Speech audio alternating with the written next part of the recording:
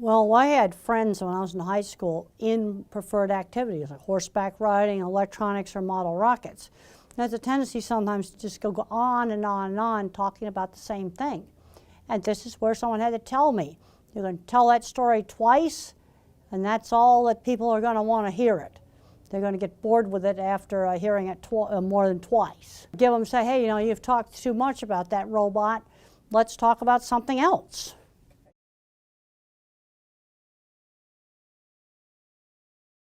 Well, let's give some examples of things that are not perfect. Okay, if a photographer's working for the National Geographic, that would be at the pinnacle of photography career. But if you go through the National Geographic, you're probably going to find some technical errors like flare in some of the pictures. But overall, it's such a great picture, even though it had flare, you still use the picture.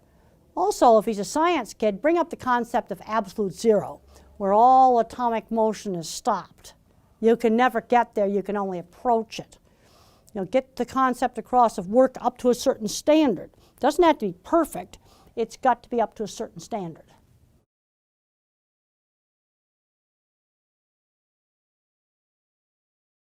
Well, when I was a young kid, there were expectations for doing things that other people want. It gets back to turn taking. Yeah, I had to sit through church even though I thought it was boring. That's something the other members of the family wanted to do.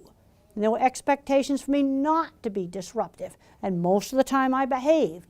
You know, and that's just one step beyond turn-taking in board games. You've got to learn to get your turn. Sometimes you get to pick out the movie. And other times brother or sister may pick out the movie we go to. Well, one of my really important teachers was Mr. Carluck, my science teacher. And he had interesting projects for me to do. And I worked on all kinds of stuff with optical illusions. And that actually helped me in some of my cattle work because it made me pay attention to what the animals were seeing. And then doing interesting science projects got me motivated to study because now I had a reason for studying. Studying was a way to get to a goal of becoming a scientist. This is where a good teacher really turns a student around.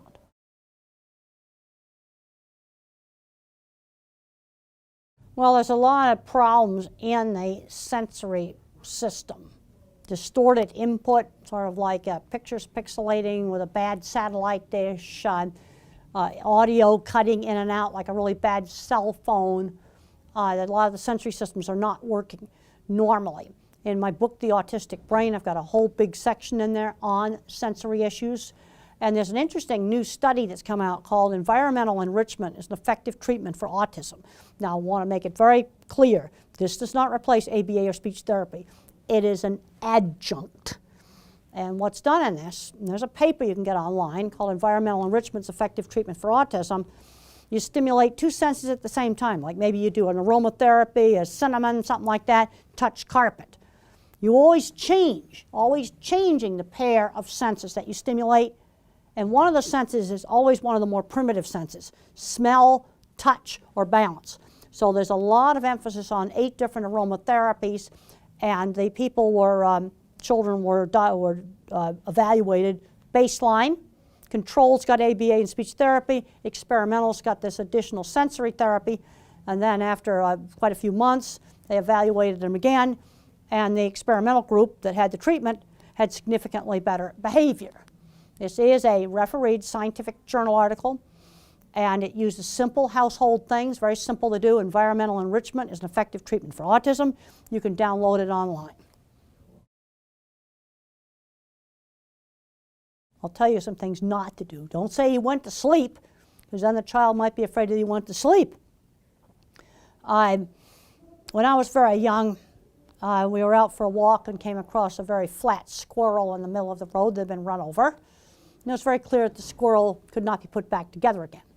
And that made me learn not to run out in the street because I wouldn't want to be like that squirrel. And there's no way the veterinarian could do surgery and put him back together again. I mean, basically, you know, death of a person, they are gone. They are gone.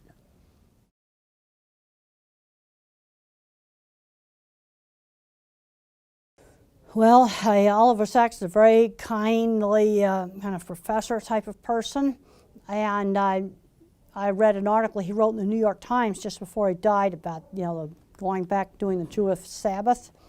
And at the end of the article, he was talking about, well, if A, then B, then C, which way of his life could have gone down different paths.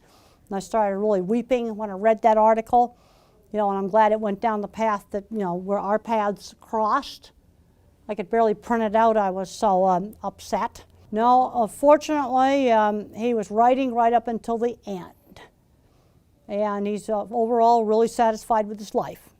Well, after the article appeared in the New Yorker magazine, shortly after that, an agent appeared that suggested that I ought to write a book. And that's what brought the book Thinking in Pictures into being. Hey, I'm Candace Cameron Bure. Tom Bergeron. You're watching Autism Live. And you're watching Autism Live. And you're watching Autism Live. You're watching Autism Live.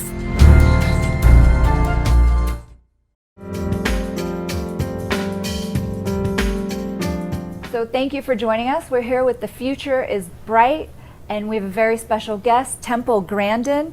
Doctor, thank you for joining us. We're so good excited to be here. have you. Thank you. You just gave a great speech at the 46th annual conference here in Denver, Colorado, and we would love to take an opportunity to just ask you a couple of questions about a hot topic for you now that is employment. Yep. And helping people with autism become gainfully employed, and what we can do as they're growing up, through the high school years and through those younger years, maybe before they're old enough to get a real job, as you'd call it. What's your advice for parents out there and what they can do with their kids today to help them? The problem with autism is, since they changed the guidelines for diagnosis in 2013, the spectrum has become extremely broad.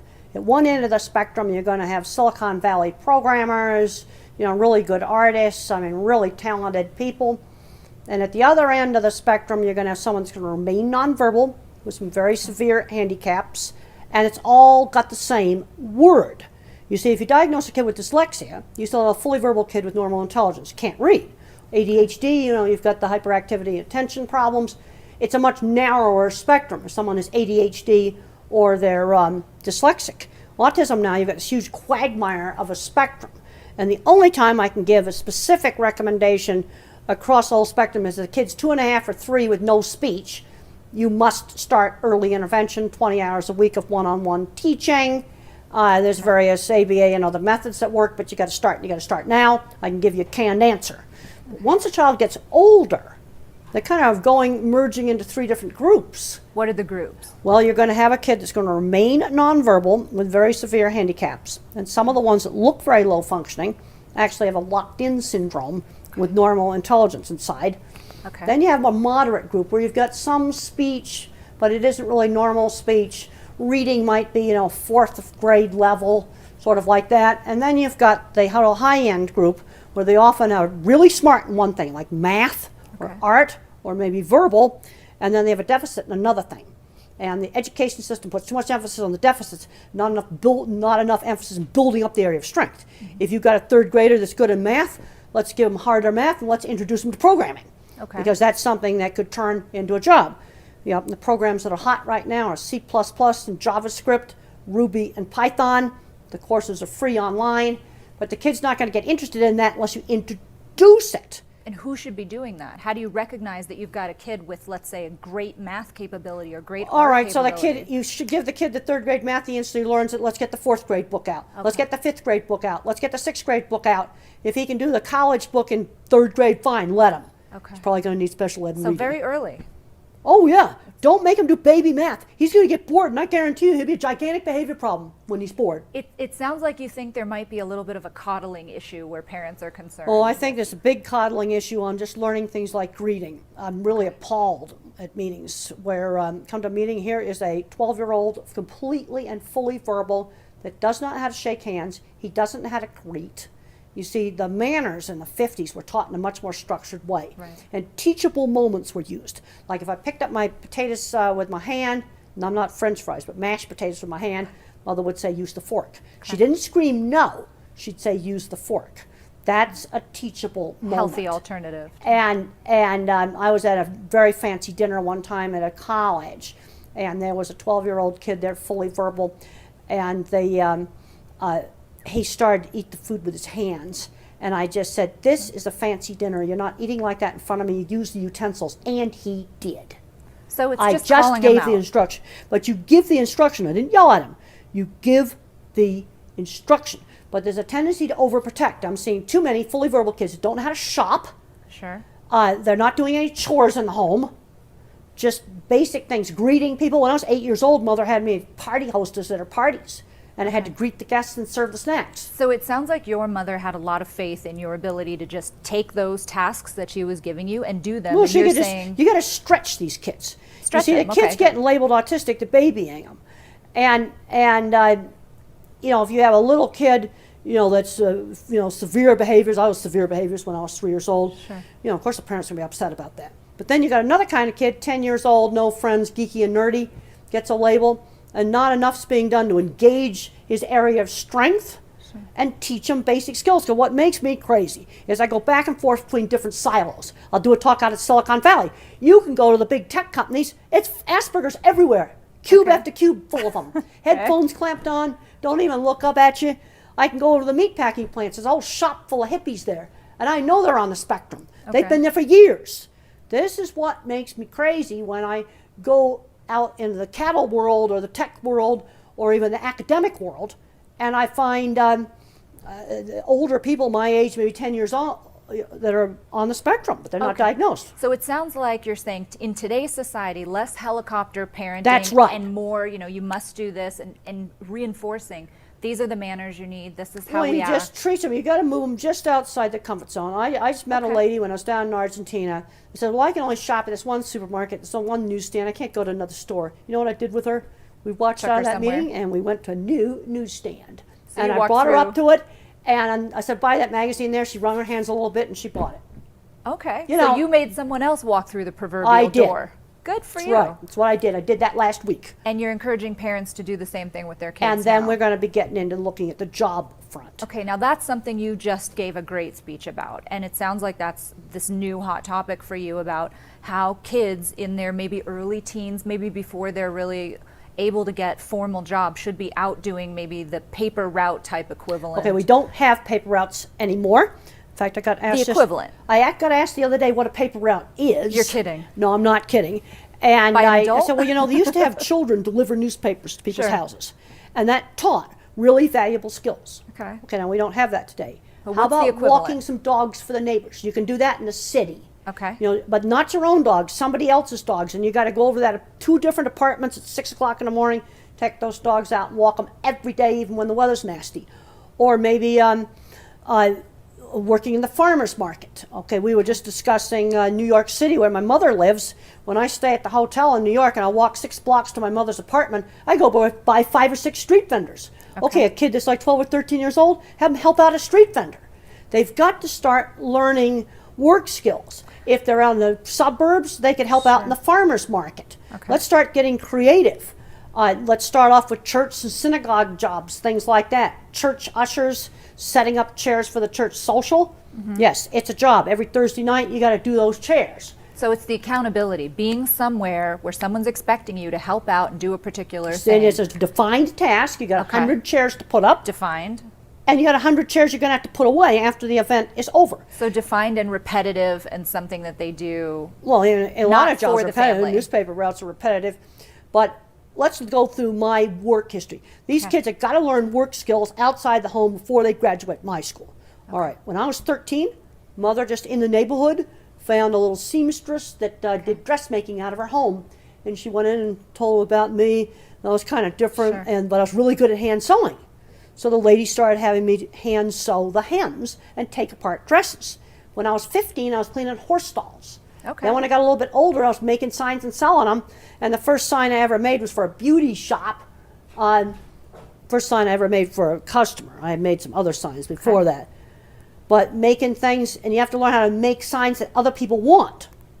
And then even when I was getting my master's, I was making signs. So letting the carnival. letting And then our my kids- aunt's ranch. At my aunt's ranch, there was some work stuff. I had to take guests out on trail rides, and I had to do some. She had guests there. I had to wait So on you were tables there accountable. too. You were given Yeah. various tasks and you were accountable. It sounds like that you're endorsing that we have our kids go out there when they're younger and do these, smaller jobs for people in the neighborhood or small business owners and learn those skills before they get to a Okay, now some job-related states age. you can work in safe retail at 14. Okay. Okay, a lot of other states at 16.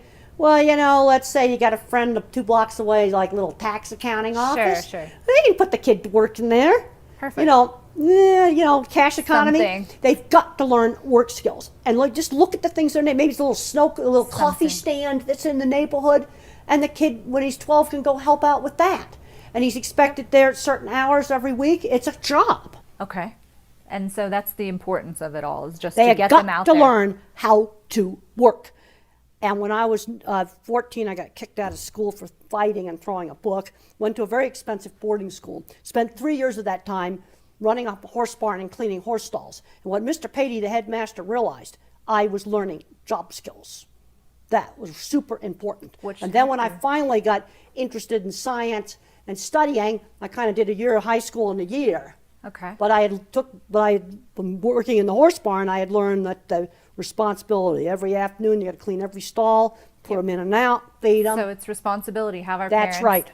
allow their kids to get out there and just not be afraid to do it before they got get. to get out. Okay. And the Project Search research has shown very clearly that working in a real job the whole year before they graduate from high school is very, very important for keeping employment after they graduate. Okay, so along those same lines, now you've got a group of kids in today's society who have gotten out there and, let's say, worked at these little carts or local small businesses informally while they're younger, and they get older and they're able to get into the workforce. They need to get there. You got to get to your job. So you have to be able to drive if you can, if you're capable of driving. Talk to us about your stance on driving. Well, driving was essential for me. I would have never been able to go into the cattle industry without driving. There's a scene in the movie where I get kicked out of Scottsdale Feed Yard. I was driving. It was If I beautiful. hadn't have been driving, I wouldn't have gone to Scottsdale Feed Yard to get kicked out of it.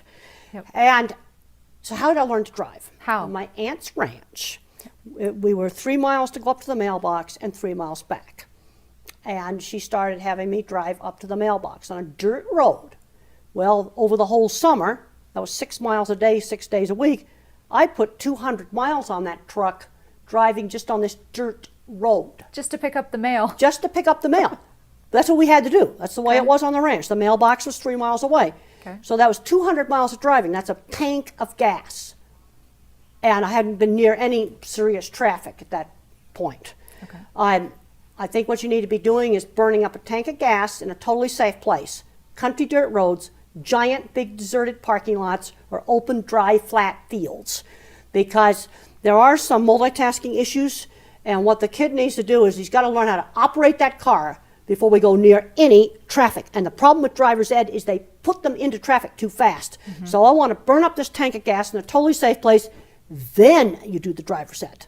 Okay. So they fully learn how to steer, brake, stop. You can practice parking, practice all kinds of stuff, because this deals with the problems with executive function and multitasking. See, when you learn a motor skill like driving, you first of all have to think about how to steer, how to brake, and how to use the gas.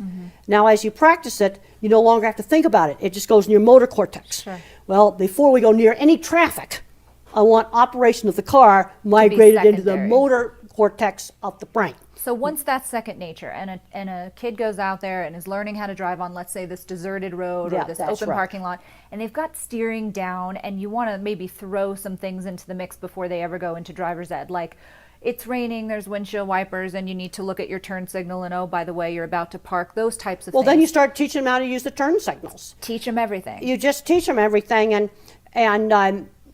then even after I got a car, I went to Franklin Pierce College, but that was out in the country. There was some traffic, but it was really mild traffic. So I was another year on easy roads before I did any really serious traffic. Also, like downtown Denver, I just absolutely hate coming here. I actually avoid the rush hour, but you see the airport route, I know exactly where the lanes are, where I have to get over. It's a more comfortable route. The airport's totally comfortable. Okay. You know, so like going to the airport's easy. And see, all my agricultural jobs were out in the country. So, Sure. But even on Denver traffic, okay, I would learn a certain route. There's some really bad exits where you can get forced off. Well, then I got to learn where I got to get over when I'd learn the route. But it's just going to take longer.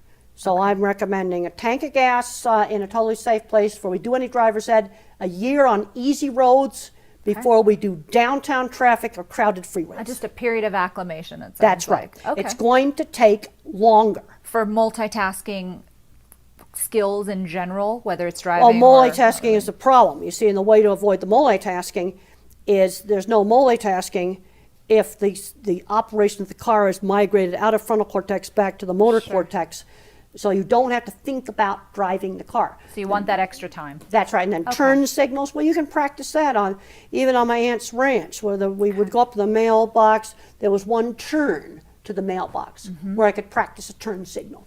Okay. Okay, so that's driving. That's right. Now they can get to the job. They've learned how to drive. They've had their practice at manners at a young age and doing some of these informal jobs. Do you have specific advice for what we can tell adults with autism who feel like they've got the right skills to get out into the workforce? Let's short-circuit the interview process. Okay. Because when we were just talking about this at the tech conference I was just at across the street with Specialist Cistern, that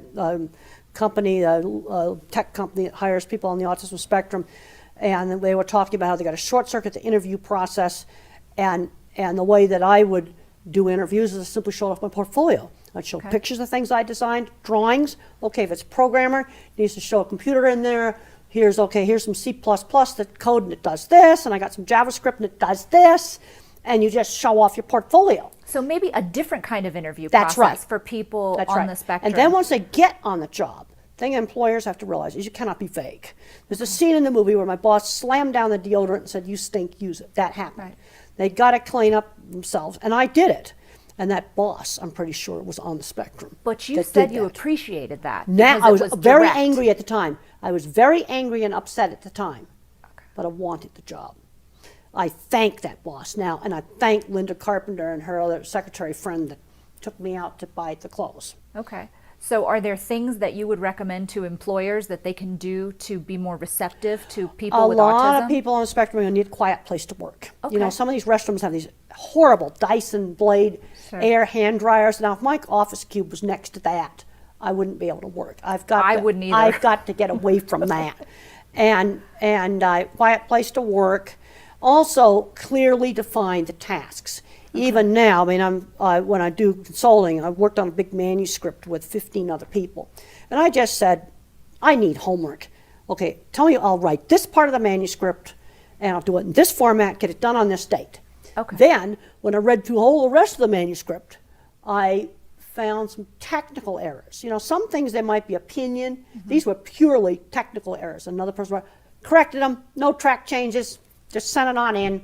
Okay. Because you don't rub the other person's nose in their mistakes. Well, because I got in trouble for doing some of that. That's good practice anyway. Yeah. That's just nice, social skills. So it sounds like then, to just recap it, for employers today to clearly define tasks for people on the That's spectrum right. who are coming into the workplace, that's a great way to be sensitive All right, to let's say helping them it's succeed. programming. You don't just say develop new software. That's too vague. Right. They've got to write Be some direct. code that does. You don't tell them how to write the code. That's up to the ASPE to do that. But what is the outcome? Okay, that's to go on a certain platform, be a certain language, Sure.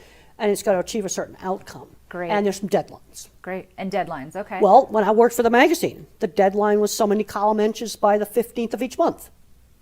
And I was to cover a wide variety of livestock topics. Well, I think that that's great advice for employers out there, because it's been a big question, and I know we're out of time. We have to wrap up, but it's been great to talk to you about just the employment issue in general. My advice to employers as an attorney would be give them a quiet place, give them the well-defined There's one tasks. other issue I want to talk about, and that's the What's that? video game addictions. I'm seeing way too many kids where moms are coming to me and says, he's 21, I can't get him out of the basement, and he's 18, Okay. I can't get him out of the bedroom. We've got to limit the video game playing. Well, I think all parents sort of feel that way. And Well, we've got to, because they're not having good outcomes. the more you limit the video games, and the more you can do, like what you said, is to help socialize people. The more we spend one-on-one time, like you and I have, talking to each other face to face, Yep. the more we all benefit by not- better social skills. I'm not suggesting banning video games, but the rule for me was Is a 1 hour limit. of TV during the week and 2 hours on Saturday, 2 hours on Sunday, so they can do it And that's some. That's a great way to wrap it up. But That's you great can't let advice. them play video games for 8 hours a day. Well, of course not. Of course. course not. I think all parents would agree with you, but especially. But unfortunately, I'm seeing too many kids where that's happening. Okay. Well, it's good advice. It's good advice if you want to be successful in the Other employment thing industry. is, you've got to expose kids to enough different things. Like, how's a kid going to find out he might like acting for a career if there's no school play? How's he Right. going to find out he likes my fixing gosh. cars if there's no auto shop? They've taken these things out of the schools. I think it's completely wrong. Kids are not getting exposed to enough different things to become careers. Okay. Okay. So lots of exposure. Gosh, thank you so much, Okay. Temple. We appreciate Thank your you. time. It's been fabulous. Thank you for joining us You're on The welcome. Future's Bright.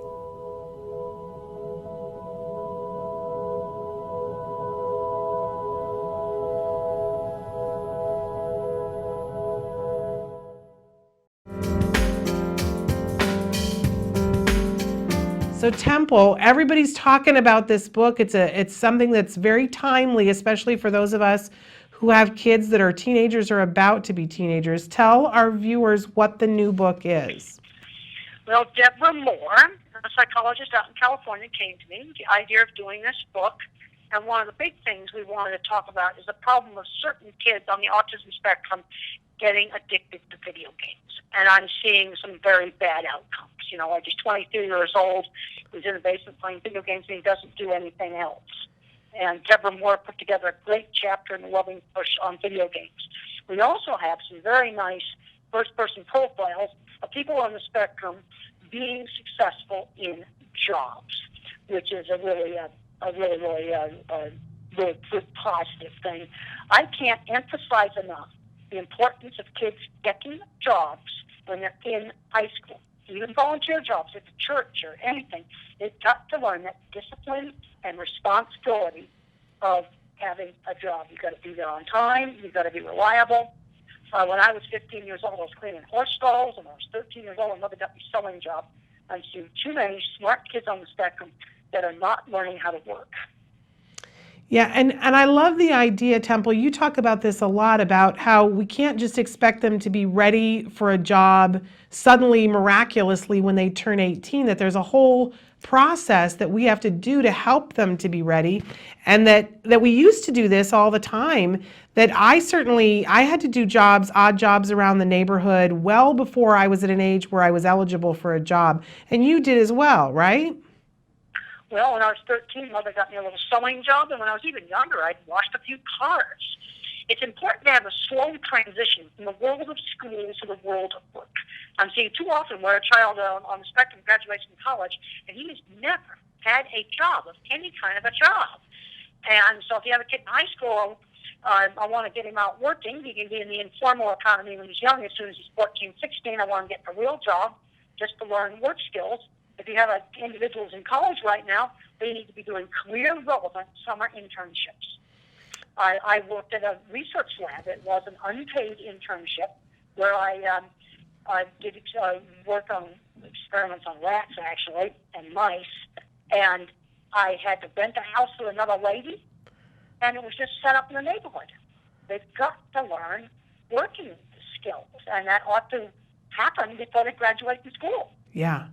Well, I love the idea of internships, and you and I had an opportunity to talk a couple of weeks ago about summer camp situations, because I was sharing with you that I'm having a really hard time finding a summer camp that I think is advantageous for my son who's really into tech things. And you had some great ideas about making it happen in the neighborhood, and I wondered if you'd share some of that with our viewers. Well, let's just look at things. You know, we have a huge shortage in this country right now of car mechanics and diesel mechanics. Well, maybe some retired mechanic needs to set up a small engine repair class to just do with middle school kids so they can find out engines are cool. You know, a lot of schools have taken out hands-on classes. Now, in Texas, I know that some of the places, they're putting that back in again. But how are students going to find out what they want to do for a career if they're not exposed? I get asked all the time, how did I get interested in the cattle industry? Because I was exposed to cattle when I was 15. That's how I got interested in them. Yeah, and so I love this idea that if we can't find the camp, you were suggesting to me, make it happen myself. You really lit a fire in me and inspired me. And I think what a great idea. For families, though, and you talk about this, the loving push. This is not about being mean, but about being loving and caring. This is what we do to raise our kids. What do you suggest if a parent is sitting there this summer and they've got a 15-year-old, they're not quite sure how to go about getting their kid an odd job or getting something happening in the neighborhood. What do you suggest? Well, Mother just found a sewing job. She just saw a sign on a lady's house that said, you know, freelance seamstress, and she just went in and offered up my skills. She knew I was good at hand sewing. It was just done in the neighborhood. The internship at the research lab was just done in the neighborhood. It's set up to the people that were there in the school and with my mother.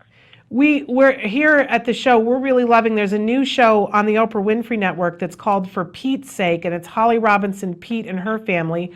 She's got a 17-year-old son who's on the spectrum, and in the most recent episode, both she and her husband took their son to businesses that they frequent and said to the business owner, hey, have you got something here for our child? Is there, can you show him what you do here? I just thought that was really proactive of them, that they didn't wait for somebody to approach them. They went to the business. Do you think that's a good idea? That's the thing to do. I ask parents all the time, what do you know, shopkeepers, especially independent businesses, just do something in the neighborhood. And that sewing job is a perfect example of just setting it up in the neighborhood. Yeah, and it seems, as you said, in high schools anymore, there used to be vocational training, and there isn't anymore. But so instead of waiting for the schools to bring it back, you had talked to me about the all-important lawnmower a couple of weeks ago, and how lawnmowers, old lawnmowers are around, and even learning how to repair a lawnmower is something that's a great skill for kids. Well, it gets a kid interested in engines. He's going to find out that maybe engines interest him. And that lawnmower could then go on and turn into an auto mechanics class. See, the problem is that all of those vocational things have moved to the community college. But that's almost too late. We need to be getting these kids hooked on some of these skilled trades and vocational things before they graduate from high school. Absolutely, absolutely. And then I wondered if we could take just a second to talk with you, Dr. Grandin, about inclusion and how you feel about, there's a big push right now that a lot of schools have started specific programs that are just for kids with autism, where they're putting them someplace else on campus. Likewise, now, what age of kids are you talking about? I'm talking about junior, from kindergarten all the way up through high school. And then there are other schools that are making a big push for inclusion, having everybody in the classroom together. And I was wondering if you had any thoughts about either of those models. Well, sometimes the correct thing to do for a particular kid is something in between. But I'll tell you something I don't want to see. I walk into a brand new autism school, and you got 4 or 5 very severely handicapped kids in a room, and then they're sitting amongst them as a 12-year-old that should definitely not be there, fully verbal, just messing around on a computer. He should be in a gifted class. That's what I don't want to see. See, autism is turned into such a broad spectrum that I'm seeing too many of the Asperger type of kids held behind when they ought to be working for NASA. I've talked to a lot of people at NASA. I know there's people there that are sort of mildly on the spectrum. So one kind of geeky kid gets to go work for NASA or Google, and another geeky kid's playing video games in the basement on Social Security, and they're the same geeky kid. Yeah. See, I don't get hung up on the labels. I'm seeing the people. I see them as I talk about it. Yeah, I got to say, I think that you got such an insight in this area, Dr. Grandin, and I would love to see some of these programs spring up that can fill this gap in a way that's really affordable for families. I think that an industrious parent knows how to get this started, but there are a lot of parents that probably need some help getting these things started. And if well, they just sort of, the other thing I'd say on is, I've worked for 20 years in the construction industry. I would design a project, then I'd supervise its construction. And one thing I learned is, how do you get things done? Like, if you ran out of parts, we got on the phone and called. Now today, you get on the internet and search, they have found the parts. It's an urgency. How do you get it done? Yeah. It's the problem solving that I think is missing. We talk about teaching critical thinking in high schools and junior highs, but if it's not practical and hands-on, I don't know that the lesson really gets taught. Well, hands-on things. I remember in sewing, and I loved sewing when I was in elementary school, and I cut some fabric wrong in a wrecked project. And I learned from that you don't rush. Some other time you might make a mistake, and then you just have to figure out some other way to do it.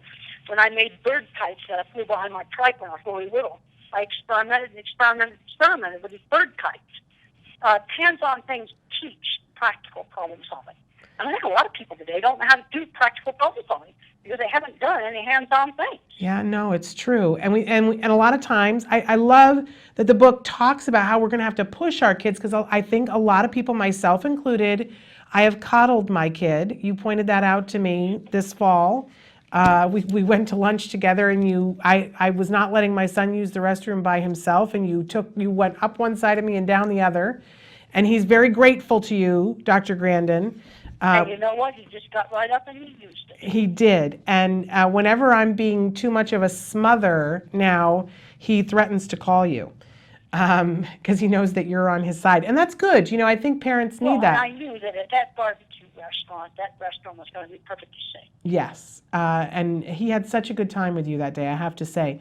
Now, I wonder, as we're getting ready to be in April, Autism Awareness Month, and a lot of people are going to be talking about autism, and already this week there's been a lot in the news talking about autism, and there's a discussion about what the discussion should be.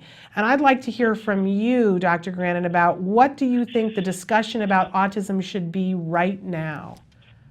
Well, I'm very concerned about how broad the spectrum is. And I don't want to see a smart, geeky kid who maybe should work for Google going down the wrong track.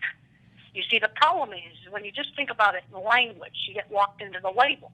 See, one advantage of being a visual thinker is I see a geeky kid at a gifted conference, then I go over to an autism conference, they're the same geeky kid. And then I go to a tech company and I see 10 years older, it's the same kind of geeky kid. I want to see them get into those good jobs. And then you've got another end of the spectrum where they're very severely handicapped. They're not going to work for Google. You see, this is the problem we've got with the autism diagnosis. It's so broad, going from someone who remains with very severe handicaps to somebody that ought to be in a gifted program, but they're socially awkward. This is one of the things that's a real problem. Now, when it comes to early intervention, that's one place where that's really improved. You've got 3-year-olds that are not talking. You've got to start working on that kid and working on him right now. Yeah, I so agree with you about the huge wide spectrum. And I know I promised you that we weren't going to keep you very long, so I want to thank you for being with us.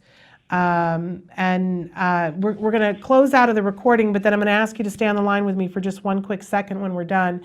But thank you so much. And just a last question for you, Dr. Grandin. Do you do anything particular in the month of April to commemorate Autism Awareness Month? I've got a ton of speaking engagements. Well, and that is such a great service to our community. You always enlighten us. You always lift us up. And we thank you so much for your time. Well, thank you very much for having me.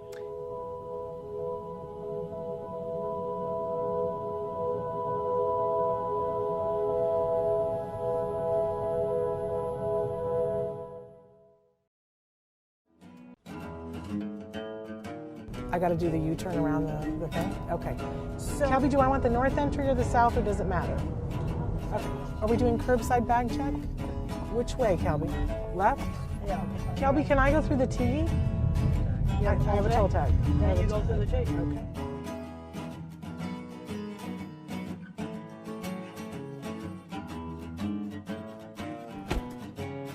What do you do that, like, you could just spend 2 hours doing and have it suck all your time?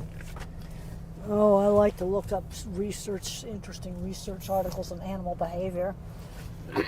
Found a really interesting European papers on how wolves are different than dogs that I read last week that were very, very interesting.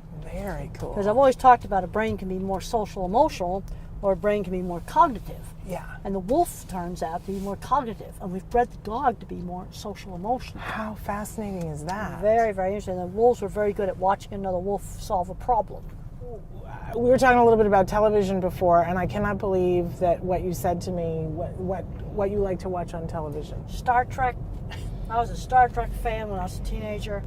I liked the Star Trek Next Generation. I was watching that when I was working on my PhD in the 80s. And so Total Star Trek fan. What's your favorite series, and what's your favorite character, and what's your favorite Mr. episode? Spock was my favorite character. Love it. And what's favorite episode? This guy is let going me to hate see. me. there's a lot of good. My favorite Star Trek movie was the one with the whales. Yes. Yeah, I really mine liked too. that Star Trek movie. And so sad that we lost Leonard Nimoy this year. Yeah. So I didn't know that you like to watch television. Do you like to go to the movies too? Oh yes, I went and saw Gravity. There's certain movies that have to be seen in a theater, like Yeah. Gravity and Avatar. Yes. I wanted to see Inside Out in the theater. I really liked that movie. What did you think of I that? liked it. I think about how the emotions interact.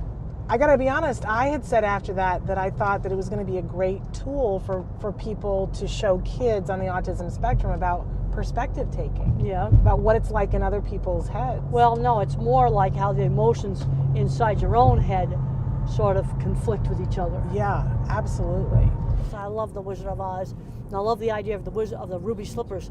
She had the way back home. She just didn't know she had it. Yeah. You see, and I think that's a metaphor for a lot of things. A lot of people have the ruby slippers, but they don't know they have them. They don't know they have the key that can open up the door to a lot of really great stuff. So what would you say was your ruby slipper? Well, I had, when some opportunities came up, like when I designed those dip vats, that was a major breakthrough for my business. And when the head of the feed yard came up to me and asked me if I'd do it, I said, give me 3 weeks. You know, a lot of people would have been too scared to walk through the door. Now, this is pre-internet, and I knew it would take me 3 weeks to get some of the information I needed, especially on concrete reinforcement, to design the dip vats. But you did it. I did it. I was on the phone the next day to the USDA to get the drawings on the concrete reinforcement. Wow.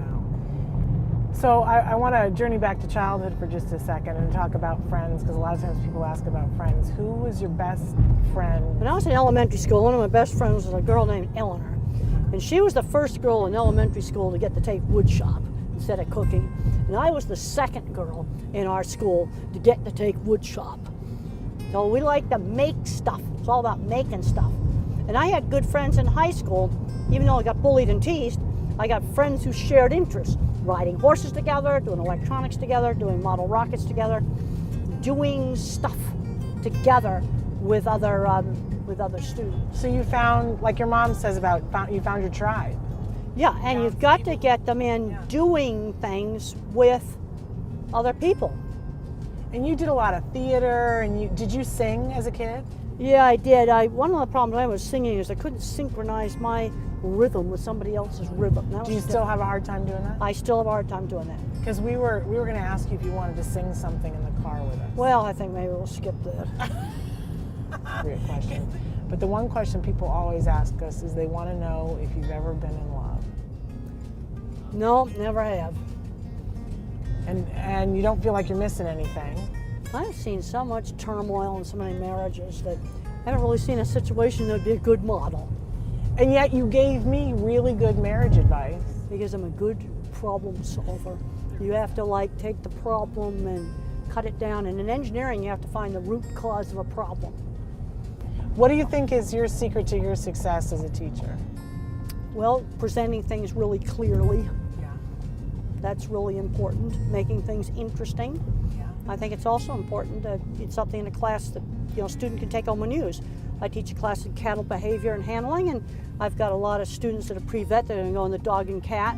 Probably won't be handling any cattle. But I said, you want to design this corral system because it's visual problem solving. You have to figure out how to do it. It's not a cookbook.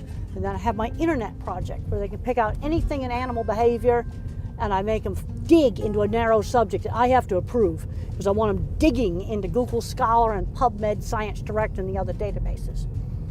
They got to learn how to find stuff online, and I'm finding about 2/3 of the students are not very good at that. How about this? Make Magazine. This is the kind of thing that a lot of kids on the spectrum need to be doing. The cool stuff in here. Really interesting. Make Magazine is going to love that you Make did that. Magazine. That's a wonderful magazine. And I'm okay. Yes, and they're resurrecting old satellites from mission control and an abandoned McDonald's. That's the kind of stuff I really like. These are the kind of magazines we need to get into school. Make Magazine, Business Week, Science, Nature, Wired. We got to show kids out there. There's all kinds of super interesting stuff out there.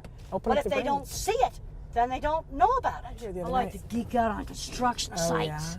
I like to salivate over all the equipment they've got that we didn't have, like really cool man lifts and nice scaffolding. We didn't have any of that stuff. You didn't. No, we didn't. What did you guys have? A Horrid, compass? Horrid ladders that were really dangerous is what we had. I'm gonna pull up right here. Okay. We're gonna get your stuff out. Yep. Put your bag up.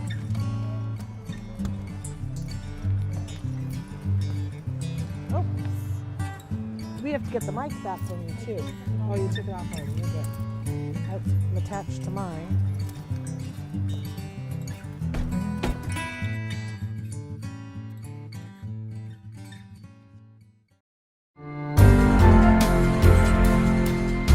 Dr. Grandin, what is it like for you personally to have become the most celebrated person in the field of autism? Well, I feel it's a responsibility. I get a lot of emails and letters from young kids. In fact, at the last conference I was at, I got a whole envelope of letters from kids in an English class. What makes me pleased is I think I'm inspiring a lot of kids to succeed, because I want to see kids succeed.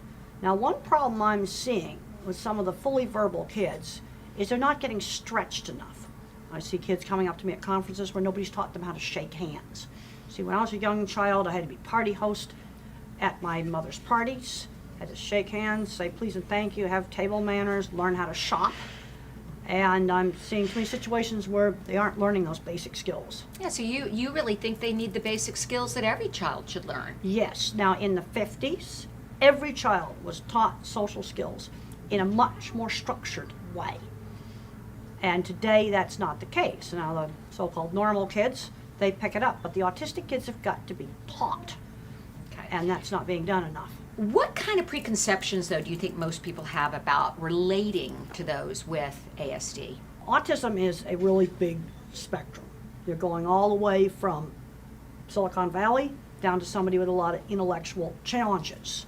Now, the kinds of services and things a person needs is very different, those two ends of the spectrum.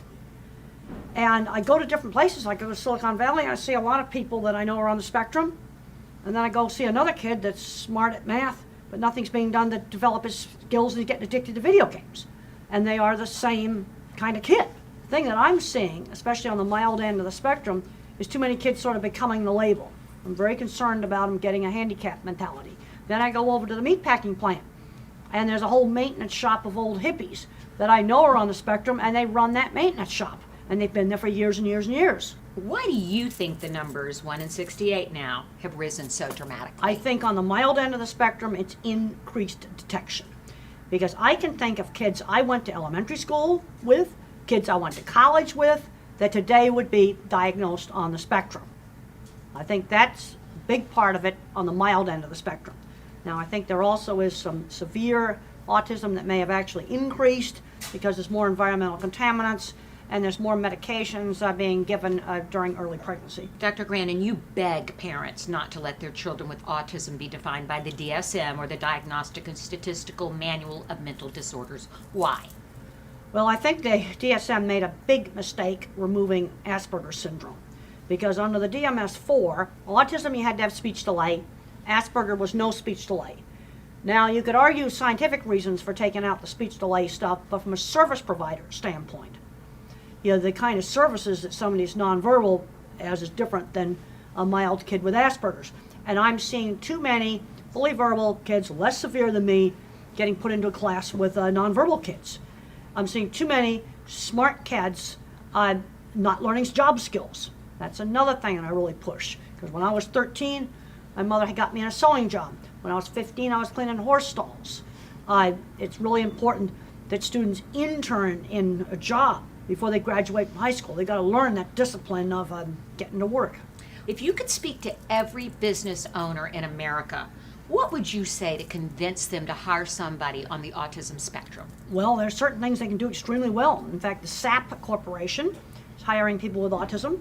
There's another Project Search, where there's work being done with collaborating with hospitals to train them to set up surgical instruments for different types of surgery. And they take longer to train, but once they're trained, they're super, super good and meticulous about making sure the instruments are set up right. And that's got about a 78% employment rate. So you think the skills that those with ASD have to offer are often overlooked by people Well, that I can, employ? as I said before, I can think of kids that I went to college with that definitely were on the autism spectrum. Those individuals are all employed in good jobs. And I think a lot of this gets back pounding those manners in the 50s and the 60s, and kids being on things like paper routes, where they learned work skills. Why do you think the experts in the field of ASDs focus so intensely on the deficits and not on the strengths of autism? Well, we need to be building up strengths. My ability in art was always encouraged. And I was encouraged to do lots of different kinds of art. If you got a third grader that's good at math and he can do a high school math book, let him do the high school math book. Don't hold them back. I want to know why you think that so little attention has been paid to the sensory processing issues. What can we learn from those? Well, I just heard about a brand new study that's been done up at the in California, Dr. Wu, and they took children aged 4 through 12 that had speech delay, and they stayed in their regular programs, ABA or whatever the speech therapy the school was doing, and then they got an hour a day of sensory therapy where they did a lot of variety of stimulation, like walk on different kinds of flooring, smell different smells, do different activities in a mirror, big variety, always doing more than one sensory thing at a time. And it was done as a controlled experiment, where half the kids just got the regular treatment and the other half got this added sensory treatment. And they got some really big, significant improvements. And they made the point of using all very inexpensive things that would be in any house. There's so much division in the autism community. How do you think we can all come together and find a common ground? I think that merging Asperger's together with autism has made all of this worse, because you have a segment of very, very severely handicapped kids where they're never going to be able to live independently. That's a very different kind of situation than a mild Asperger's type of kid. You see, you're putting too many apples and oranges together. Every other diagnosis, like dyslexia, learning problems, ADHD, you've got a fully verbal kid. Only in autism, right now, are you getting a range going from, smart computer geek down to somebody that has very, very severe challenges. Now, I think the American Psychiatric Association originally figured the Asperger kids would get into this social communication category. That's not what's happening. Nobody's going into that because there's no funding for it. As the most admired person in this field, and we are literally becoming an autism nation, what do you think the most important thing is for us to be aware of? Well, there's a point where personality variants are just normal variation. I think a brain can be made more cognitive and thinking, or a brain can be made more social. Now, at what point does that become abnormal? There's no black and white dividing line. I'm getting concerned that what we're saying is abnormal is getting bigger and bigger and bigger. Obviously, a child that has severe speech delay, that's an abnormality. But when you take the kids that are just kind of socially awkward, a lot of those kids are really smart. And then you got the person that's a total social butterfly. And let's think back to the caveman days. I don't think the social yak-yaks around the campfire made the first stone spear. Dr. Grandin, thank you for inspiring all of us as parents and children.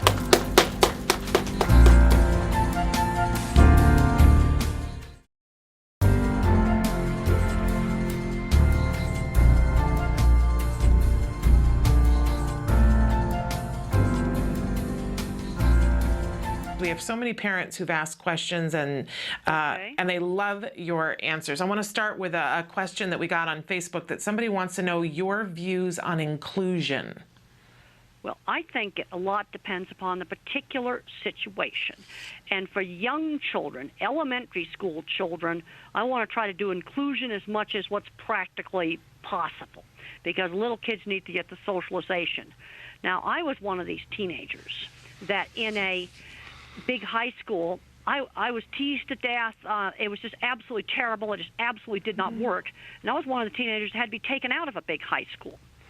And where inclusion totally worked for me in elementary school. I was in a little country school, small, very small classes. It was very much, it was a private school, but it was very much like a small rural elementary school that I've seen in rural communities. Older, experienced teachers, and that worked really well. But I was one of the ones that had to be taken out, and I went to special boarding school, and I've had some parents take their kid out and homeschool them. And all I want to say, if they homeschool their kid in high school, they cannot let them become a recluse in their room. When I went away to the special boarding school, I had a tendency to want to do that, and they wouldn't allow that. They let me do lots of different things that I wanted to do. And when I wanted to clean the horse barn, they got me insulated boots so my feet wouldn't freeze off. But I had to be at meals on time. Even though I didn't do much studying, I had to attend classes. One thing they absolutely would not allow was for me to become a recluse in my room. And I had to be out doing things. But there's some kids where getting away from the whole teenage scene is the best thing you can do, and socialize with grown-ups. Yeah. Because I'll be perfectly honest, socializing with teenagers is not a life skill that I need. Well, I think a lot of people would agree with you there, Temple. But on the other hand, I've seen situations where they decide to homeschool their teenager, and he became a video game recluse. Yeah. And ended up on Social Security going nowhere. Yeah. And that makes me nuts. Yeah. Because when I go out into the technical world, there's old Aspies and there's old geeks and nerds out there that would be definitely diagnosed on the spectrum today. Old gray hairs my age, and they've got jobs. Yeah. Jobs they like, and they've kept those jobs. Well, we've got another parent who wants to know what you think about the recent statistics that somebody was quoted as saying that in 2012 that the numbers for autism at the rate that we're growing could be as high as 1 in 9. And what your thoughts are on those numbers. Well, some of it's just increased diagnosis. I mean, the geeks and the nerds and the Asperger's, they've always been around. Now, they're going to be changing the diagnostic criteria in May to take the mild, kind of socially awkward person and call them social communication disorder rather than autism, which is really rubbish because the social communication problems are the core deficit in autism as far as I'm concerned. So some of this is just increased diagnosis. And I think there is some severe autism and severe problems that have increased. And there's also a good number of mental retardation that has now being called autism. And mental retardation diagnoses have actually gone down. You see, people seek the autism diagnosis to get services. And I think one of the reasons why in the DMS-5 they're changing that, they're taking out Asperger's, is they're trying to cut down on the amount of people labeled autism. I think the committee actually did that on purpose for that reason. And the problem is diagnosis is not precise.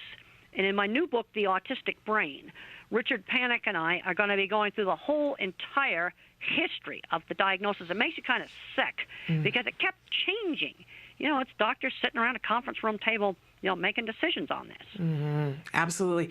Have you had a chance to look at the DSM-5, Temple? Do you...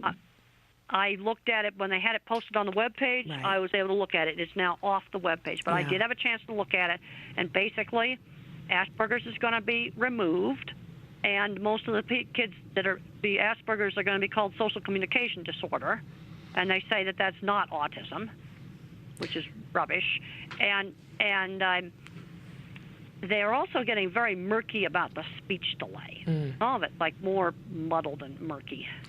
And I'm just curious, because we all had that opportunity to look at it and to make suggestions. Do you feel like you would still be considered on the spectrum by the DSM? You would still qualify? I would. I would definitely still qualify because I had severe speech delay, and when I was a young child, I had all the full-blown symptoms of classic autism: rocking, spinning, tantrums, no eye contact, fixated interest, repetitive behavior. Because basically on the DSM-5, there's two things you got to have. You got to have the social communication problems, and then the other thing is the repetitive behaviors and fixated interests.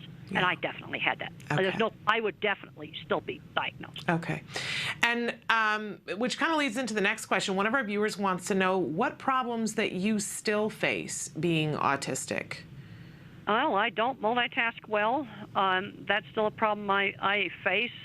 And fortunately, I have a job that doesn't require multitasking or remembering long strings of verbal information. It's antidepressants have controlled anxiety for me. I'm a visual thinker, and us visual thinkers tend to get a lot of anxiety problems. And a low dose of an antidepressant, some people a little Prozac, Zoloft, or Lexapro. I'm on an old-fashioned tricyclic. Just a little tiny dab stops that constant panic attacks and anxiety. And you have to use very low doses, because if you use too high a dose, you get agitation and insomnia. And if you're interested in that, I'd recommend that you read A Believer in Biochemistry. That's a chapter in my book, Thinking in Pictures, or read the second edition of The Way I See It book. Spectacular, wonderful. And in particular, this same viewer was asking what really has helped you to become the person that you are today. Was it therapy? Was it social therapy? And what do you feel is the main reason that you've had so much progress in your life? Well, first of all, I had superb, excellent early intervention, and a kind of early intervention that was done with me when I was totally nonverbal. I did not talk completely fluently until age 4. I had a lot of ABA-type therapy. It wasn't called ABA back in those days, but a lot of things like my speech therapist would hold up a cup and say cup. When I was 3, my mother hired a nanny who played constant turn-taking games with me and my sister, constantly keeping me engaged. And my ability in art was always encouraged. You know, my abilities were encouraged. And I used to just draw endless horse heads, and I was encouraged to draw lots of other things. And limits were set on me. Like if I had a tantrum at school, the rule was no television that night. That was the rule, and it was enforced. Great teachers in elementary school, a very, very good, just old-fashioned teachers in an old-fashioned 50s-style classroom.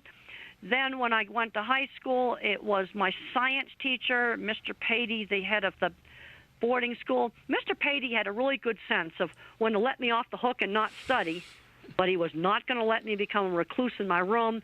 Mr. Carlock, my science teacher. It was a whole lot of things. And then there were some good people in the cattle industry. I mean, the movie makes it look like everybody in the cattle industry was just awful. There were excellent, good people. Jim the contractor, Ted Gilbert at the Red River Feed Yard. There were some excellent ranches that did treat cattle right. And there were some good people, and that kept me going. But people are always looking for the single magic turning point. There's not one.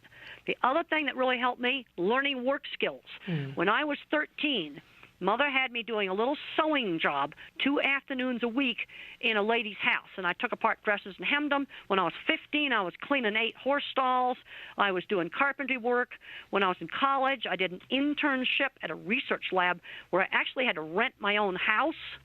You see, you've got to stretch these kids. Yeah. I'm seeing too many people on the mild end of the spectrum today, people a lot milder than me. They're playing video games on Social Security because they were never stretched. My take on video games is 1 hour a day. Okay. I was allowed to play a 50s video game when I was a little kid for 1 hour a day. And that 50s video game was spinning a brass thing round and round and round that covered up a bolt on my bed.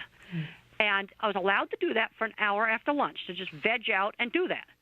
Well, that's the same thing that ought to be done with video games. 1 hour a day. I love that prescription. I'm going to play this for my son, Temple. And I would never recommend banning them. Actually, there's some visual spatial skills you can learn from video games. I just was reading an article in one of my Science or Nature magazines. But that article, where there was a benefit in playing video games, it was only 1 hour a day they did. Okay. It wasn't 8 hours a day. Yeah. Well, I love that, because a lot of us parents are asking questions and saying, what's an appropriate amount? And an hour seems like a great, it gives them time to play, That's right. but puts a limit on it. So I love that. That's exactly what Mother did with me with spinning things. I was allowed to have an hour after lunch where I could go in my room and I could spin things, twirl the brass plate on my bed round and round and round, watch it twirl. And then after I came out of my room, I was not allowed to do that. I got to ask you, Temple, what was it about the spinning that was exciting enough for you to do it for an entire hour? Do you remember what it was about? Oh, yes, I remember. I could twirl it. It was sort of a hanging brass plate that was on a screw that covered up a bolt that held the bed frame together. And I'd spin it at different speeds. And I'd watch how it went back and forth when it stopped spinning all the way around. And I would experiment all different kinds of speeds of it. And I just sort of studied it like a scientist. Wow. And I found it fascinating. Another thing I did is I dribbled sand through my hand. We'd go to the beach. And I'd dribble sand through my hand, and I'd study every little rock of the sand that went through my hand. And I would just stand there all day, and I would dribble the sand at different speeds. You know, hold my fist tighter or hold my fist looser, and just study it. It's just fascinating, and it kept your attention. Oh, yes. And I was given some limited times to do these things. But it was on a schedule. Yeah. After lunch, I had an hour where I was in my room and I could do this stuff. And then at the table, it was absolutely not allowed. Church, it was not allowed. In the classroom, it was not allowed. And when you, how did they work through, what was it like for you transitioning? Was it just that you understood that it was an hour and then it was over? Well, I understood that, and it was, you see, but this kind of having a schedule started very young. Okay. I mean, when the nanny we had 3 meals every day, and they were on time. Breakfast at 7, lunch at noon, dinner at 6. So and structure was really important. I had structure, but sometimes, things changed, and I didn't usually I got nervous about changes when I was in high school, and I was going full-blown on anxiety attacks. They wanted to change the schedule around in high school. I got all nervous about that. Now I've had to move out of my office. We have a mess now where they're rebuilding our building, remodeling our building, and we had to move all our offices. My 22 years of junk in my faculty office, and we moved into trailers. Wow. For a year. Well, I did that, but you know what? I did it slowly. Okay. Like 3 months before it was time to move, I was de-trashing my office. And fortunately, they provided gigantic industrial-sized garbage cans for all the faculty to de-trash their office, because the entire faculty had to move out of this building. Yeah. But I did it slowly. You know what strikes me, Temple, is that transition would be hard for anyone, but you are so good at recognizing what you need to be kind to yourself and to be successful, and then you do that. And I don't know that the rest of us do that. Well, and I did it, and fortunately they had these big garbage cans, because I hate to say it now, my knees are getting bad, and I can't walk upstairs lifting anything because my knees are going screaming, ouch, don't, you're hurting your knees. And I would have had to, I simply can't carry all that stuff. Yeah, but you know where your strengths are, and you know how to compensate when you have an area that isn't a strength, and that's something that we can all learn from. Well, and I've learned things in organization. Like for my calendar, I've got to have a calendar where I can see an entire month. Yeah. I hate those calendar books where it's a new page for each day. Hate them. Hate them. Oh, I get those from American Express, and I just give them away. I hate them. And by the week doesn't help you either. You need to see the whole month. I want to see a whole month. Wonderful. I can look at and then when I make my plane reservations, I can look at that calendar, and then I visualize how much time I'm going to need between events. And I know that, and let me tell you, I know all the airline routing now. I'll bet you do. I have that about memorized. I'll bet you do. I've got a question here that you might decide is too personal, and you don't need to answer it if you don't want to, but somebody wants to know what role faith and spirituality plays in your life. Well, when I was young, I did a lot of thinking about a lot of the big questions. But basically now, I figure the meaning of life is if the things that you do help make the world a better place. And what I mean by that is I have to use specific examples because I think very concretely. When a mother says, your book helped my kid go to college, that makes me happy. Yeah. Or you solved my kid's sensory problems. And boy, I can tell you, we've got to look at sensory problems. Yeah. And there's some individuals that can't tolerate a noisy Walmart. I'll give you some tips on sensory problems to help desensitize. Let the individual initiate the dreaded buzzer on the scoreboard or the worst ringtone on a phone or whatever the thing is they can't stand.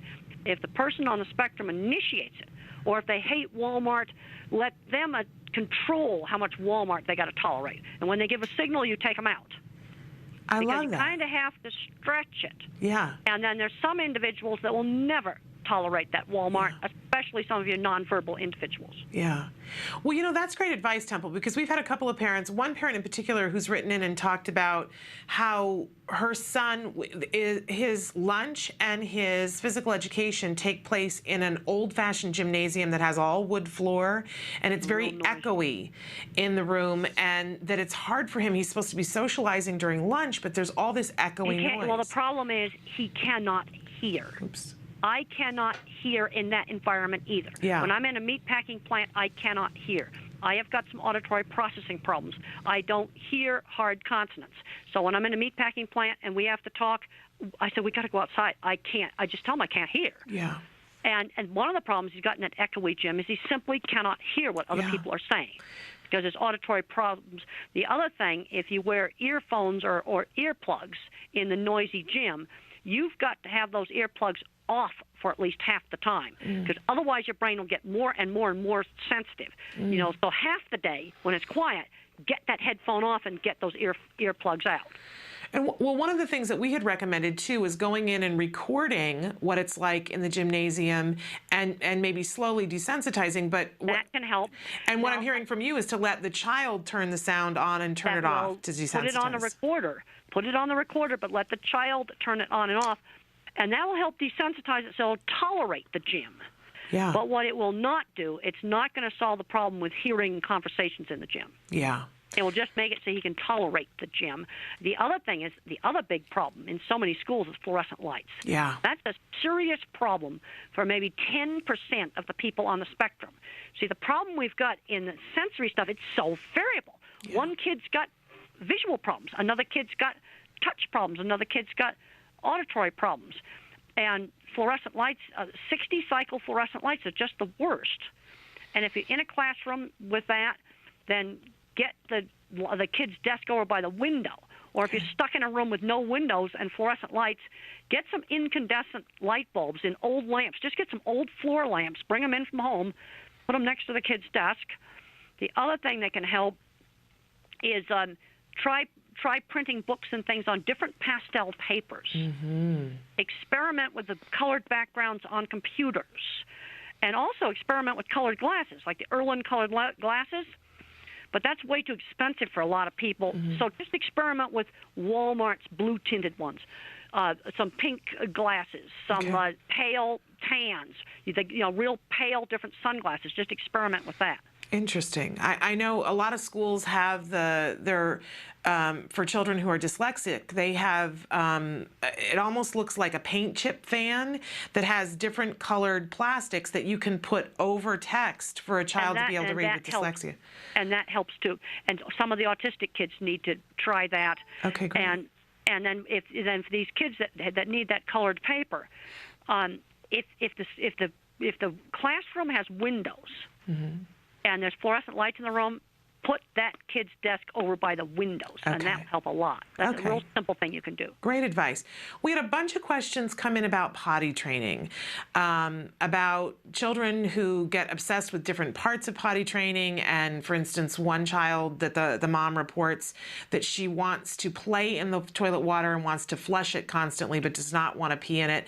And another parent wants to know, is it common for kids with autism not to want to use the bathroom, and why? All right, let's start out with sound sensitivity.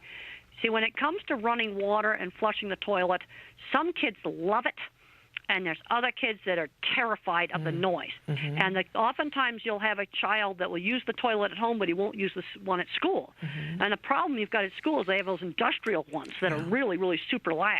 Yeah. And I can tell you the worst toilets, vacuum toilets on planes. Oh, yes. If I had been exposed to that as a child, I would have been terrified. I would have been sure I would have been sucked out of the airplane. Absolutely. And I use them, and I use them all the time, and I press the button and I grit my teeth. Mm-hmm. I tolerate them. Yeah. But I can just, they try to find flights for some of these kids that don't have a vacuum toilet. They have the old-fashioned blue juice one, because those vacuum toilets, they are scary. Oh, they are. So you see, that is a noise sensitivity problem. Okay, now the other problem you have, especially with a nonverbal child, is he doesn't know what you're supposed to do in the toilet. You see, their sensory system is so fragmented. And if you want to understand this, you need to get Tito Muckapetehe's book, How Can I Talk If My Lips Don't Move? Mm. And Tito's a nonverbal person with autism that types independently, and he describes a scrambled sensory world. It's sort of like looking at everything with Picasso vision. And he describes that when he had to learn how to put on a T-shirt, it had to be put on him very, very slowly so he could get what the whole task was of going through the head hole, going through the armholes. And one of the things you got to do with someone like that is demonstrate how to use the toilet slowly, and he's got to see the entire thing. Like, how does the stuff get in the toilet? He's got to see it. Okay. You can't leave anything to the imagination. Because he's got to watch the whole task. Okay. Otherwise, they won't understand what they are supposed to do. Well, it's great advice. You can't break it up into steps. It's what I call whole task training. Yeah. It's great advice, because I think we all are so concerned about privacy, but making sure that somebody models the whole task. It maybe isn't the prettiest thing. And they got to see how the waste comes out of the person and drops in the toilet. Okay, because great. that step is often left out. I have talked to parents where their child would do it in front of the toilet, then pick it up and put it in the toilet. Right. They did that because they didn't understand the task. And when you read Tito's book, How Can I Talk When the Lips Don't Move, how he describes learning how to put a T-shirt on. Mm-hmm. And he describes a fragmented visual world. I think you'll understand better on working with some of these kids. Interesting. Okay, we will definitely look into that book. Yeah. We have a bunch of people who wrote in and specifically just wanted to thank you, Temple. I can't leave that out because so many people wrote in and said that your lectures and your books have helped them. I certainly am one of those parents. But a couple of parents wrote in and wanted to know what your feelings were about the Sandy Hook massacre now that there's been a little bit of time, and how you feel about the way society looks at individuals with autism. Well, that guy had a lot of the classic symptoms, and he's an example of a kid that was allowed to become a recluse in his room playing violent video games. And then he was playing violent video games, shooting the same gun that he used for the actual crime. What should have been done with that kid, he should have had a job at a computer store. Get your butt out of the house, and you're going to work in a computer store. And that should have been done with him when you're going to take him out and homeschool him? He should have been working in a computer store. Yeah. These kids have got to learn how to work. Yeah. And that is something that started with me at 13. And when you look at my Different Not Less book, Different Not Less is 14 old gray hairs like me that were diagnosed later in life, and that gave them a huge, wonderful insight into their marriages and their relationships. But one of them, who was a computer specialist, her boss asked her, well, if you'd been diagnosed earlier, would you have become an expert computer person at Intel? And this is the thing that worries me. These kids are not learning any work skills. And just about everybody in Different Not Less had paper routes. Yeah. And I know that those are gone. You know what the new paper route is?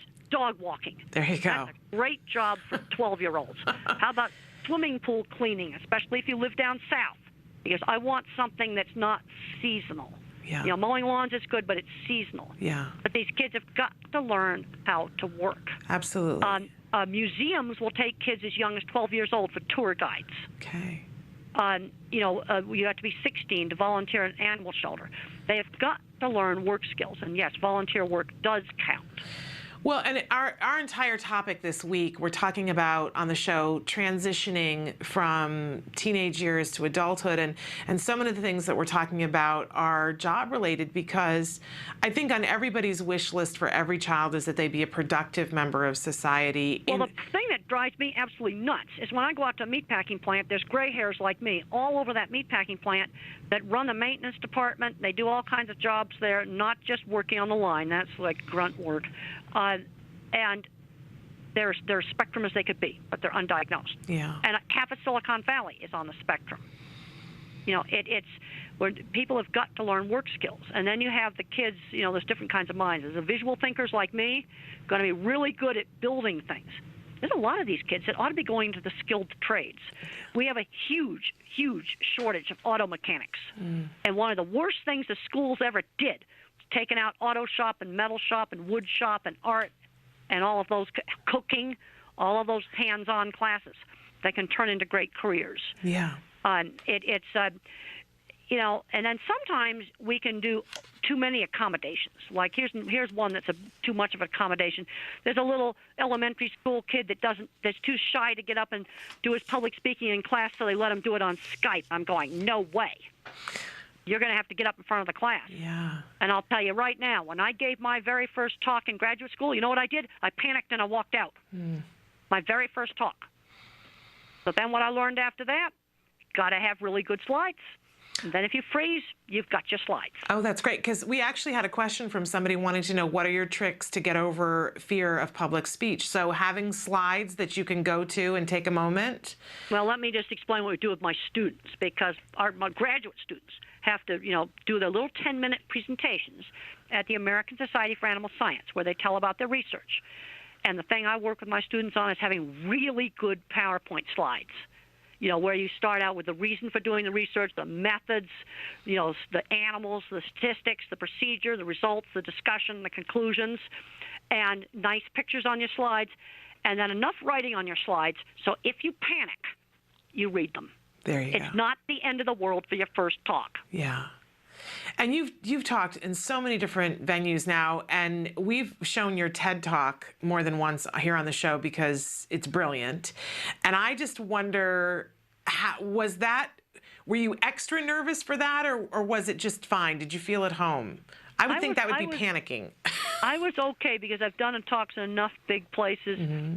And I was okay with that. The only thing at the TED Talk I had problems with is they wanted me to wear this mic that was taped to my face. And I said to them, I've got to wear that for half an hour beforehand to get used to it. And I did that, and they had a lot of lights, which I don't really like, but I tolerated it because I wanted it to look good, and they wanted it to sound good. Yeah. And that's why they taped the mic to my cheek. Well, it did look good, and it sounded great, and you were brilliant, and we love that TED Talk.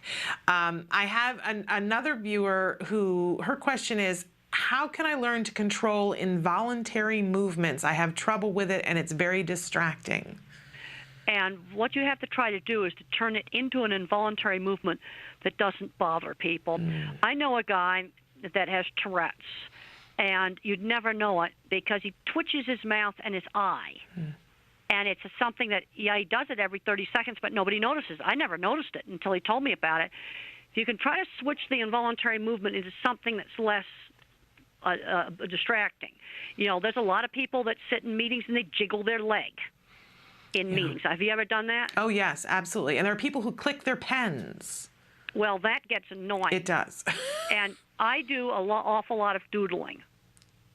That's great. Where I just take a pen and I'm drawing circles and I'm drawing little triangles and stars and stuff on a piece of paper. You know, you could do that. You could get a fidget ball. I think what you need to try to do is to try to turn that into something. Because what can be done with Tourette's is you can't get rid of the tics. What you do is you change them into something else that's a lot less annoying and distracting. Okay. And what this guy did is he took a bad verbal tic and he turned it into twitching his mouth and his eye every 30 seconds, and nobody notices it. There you go. Wonderful. Okay. Another viewer wants to know, what's your experience with fragmented vision, seeing only the details of things and not the whole picture? They report that, she says, I see so many details, but I can never just see the whole object that I'm looking at, and I'm wondering what this is and how to understand it. Well, I had a student that had that problem, and she was not autistic. She was dyslexic, and I remember one time we were sitting at a traffic light next to this art store, and I say, Artarama, that's a funny name for store. And she said, all I saw was the A. And Tito describes this, you know, and How Can I Talk? My Lips Don't Move. Donna Williams, in her book, Autism, An Inside-Out Approach, describes this problem. Now, I don't have this. This is where autism is very, very, very variable. It's real, real variable, and I don't have this problem. It's you know, this is something that, you know, not everybody on the spectrum has. But that they can go to those resources and maybe learn some more about it and what to do about it. So Tito's book again. That's right. There's somebody who wrote in, and I'm unaware of this. Apparently, you are very good friends. Somebody's at my door. I'm going to have to let them in. Just a minute. Okay, we'll hold on. I'll let all the viewers know that who we're talking to right now is Temple Grandin, if you're just tuning in. She's joining us via phone, and she's answering parent questions that you guys have written in. And it's a very exciting opportunity for us to be able to talk with her, and we hope we'll have more opportunities to do this. So if you haven't written in a question for Temple Grandin, and you still want to do, because we keep a pool of them so that if we have the opportunity to talk to her again. Sorry, this is where I don't multitask very well. Oh, no, I thought you did very well. Are you kidding me? Okay. And we were just filling our viewers in on what was happening. So, but do you have a few more minutes to talk, Temple? Yes, I do. Okay, great. So somebody wrote in and said that you have, that you're good friends with somebody who's blind. Yes. And that their best friend is blind. And their question is, do you narrate and describe scenes with ease to the friend that's blind? And does that build trust between you? Because the person reports that they're very inspired by the fact that you also have a friend that's blind. Well, she was my roommate, and we would used to go to movies, and we'd sit in the back row, and I would whisper to her what the visual parts of the movie. How beautiful. And then she had a radio that would pick up TV signals, and we used to watch Star Trek on her radio. Oh, wonderful. And Star Trek was pretty good on the radio because I knew what the visuals looked like. And was it easy for you to describe those things to her? Yes, that was very, very easy because I'm a total visual thinker. There you go. So it was very, very easy for me to describe the visuals to her. What a gift to each other. You must have been. She was the best roommate I ever had. And Temple, is it easy for you to have friends? Is it something that you struggle with, or is it something that you're really adept at now? Well, most of my friends are through shared interests. And one thing I really recommend to all the parents out there, get autistic kids or kids that have got whatever diagnosis they got, whatever labels on them, get them involved with things with shared interests. School play, band, school newspaper, art club, computer club, robotics, Future Farmers of America, 4-H, Boy Scouts, Girl Scouts. Get involved in activities where they have a shared interest.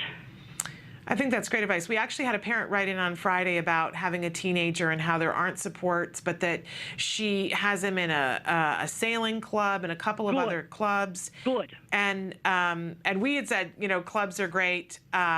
So she felt like maybe, but she's wanting something more.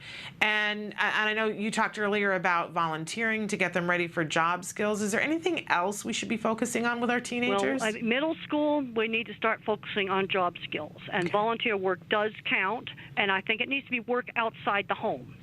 It could be a tour guide. It could be, clean the swimming pools, walk some dogs.